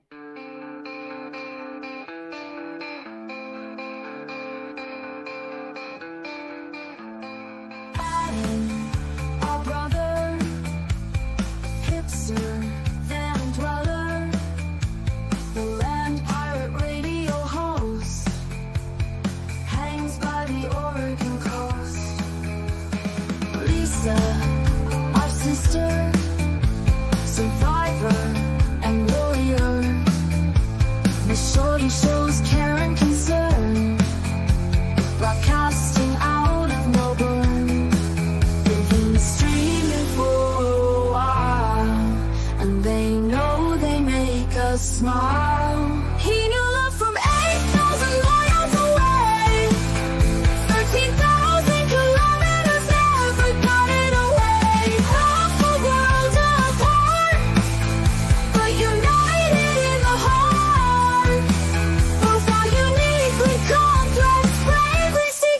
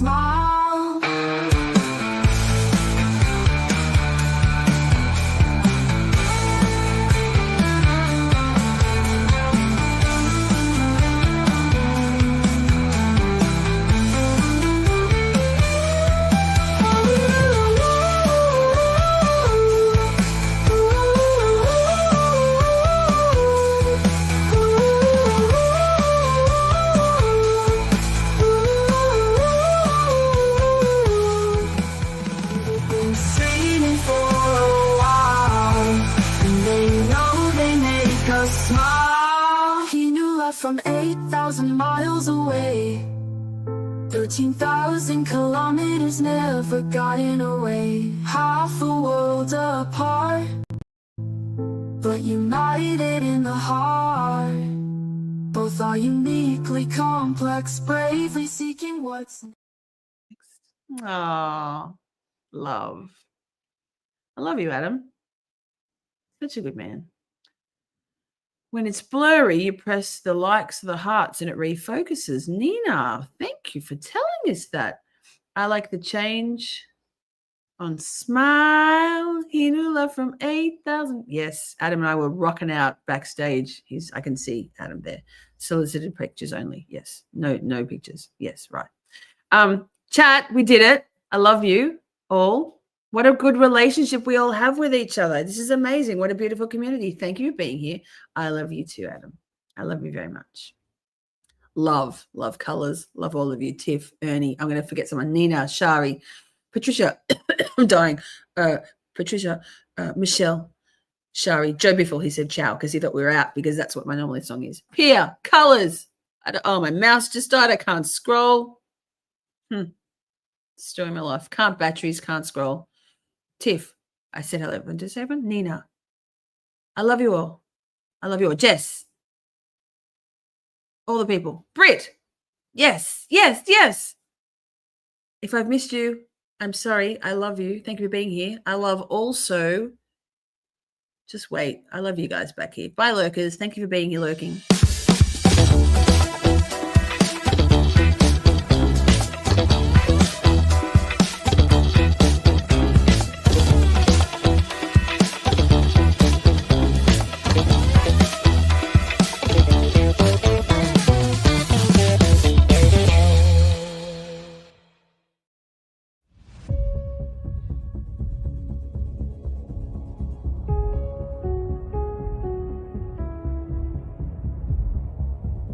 This week on Land Pirate Radio, we're diving into the phenomenon that's captivating the world. UAPs, UFOs, and the explosive push for disclosure. It's a special three-part series you can't afford to miss. In part one, we trace the mysterious history of UFOs, from ancient sightings to modern whistleblowers. How did we get here and what's been kept from us? In part two, we dissect the November 13th, 2024 congressional hearings featuring insiders like Luis Elizondo. What revelations came to light and what questions remain unanswered? And in part three, we look into the future. If full disclosure happens, how will it change our world, our governments, our beliefs, and our place in the cosmos? Join me as we explore the mysteries above us, the secrets around us, and the truth they don't want us to see. Land Pirate Radio, where the unexplained meets the undeniable. Tune in Monday, Wednesday, and Fridays at 10 p.m. Pacific right here on YouTube. Because out there, the truth isn't just strange, it's extraordinary.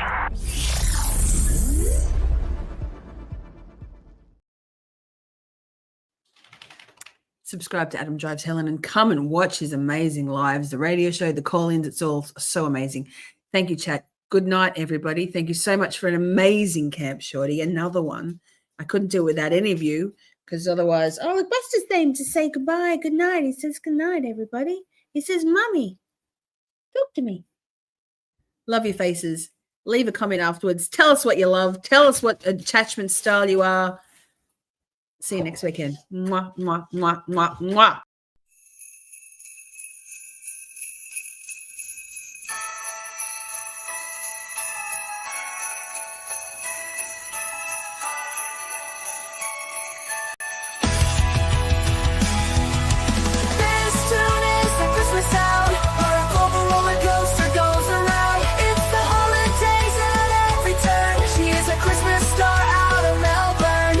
Shorty connects all the lights, just checking all upright to light up Christmas night. She's a fucking delight.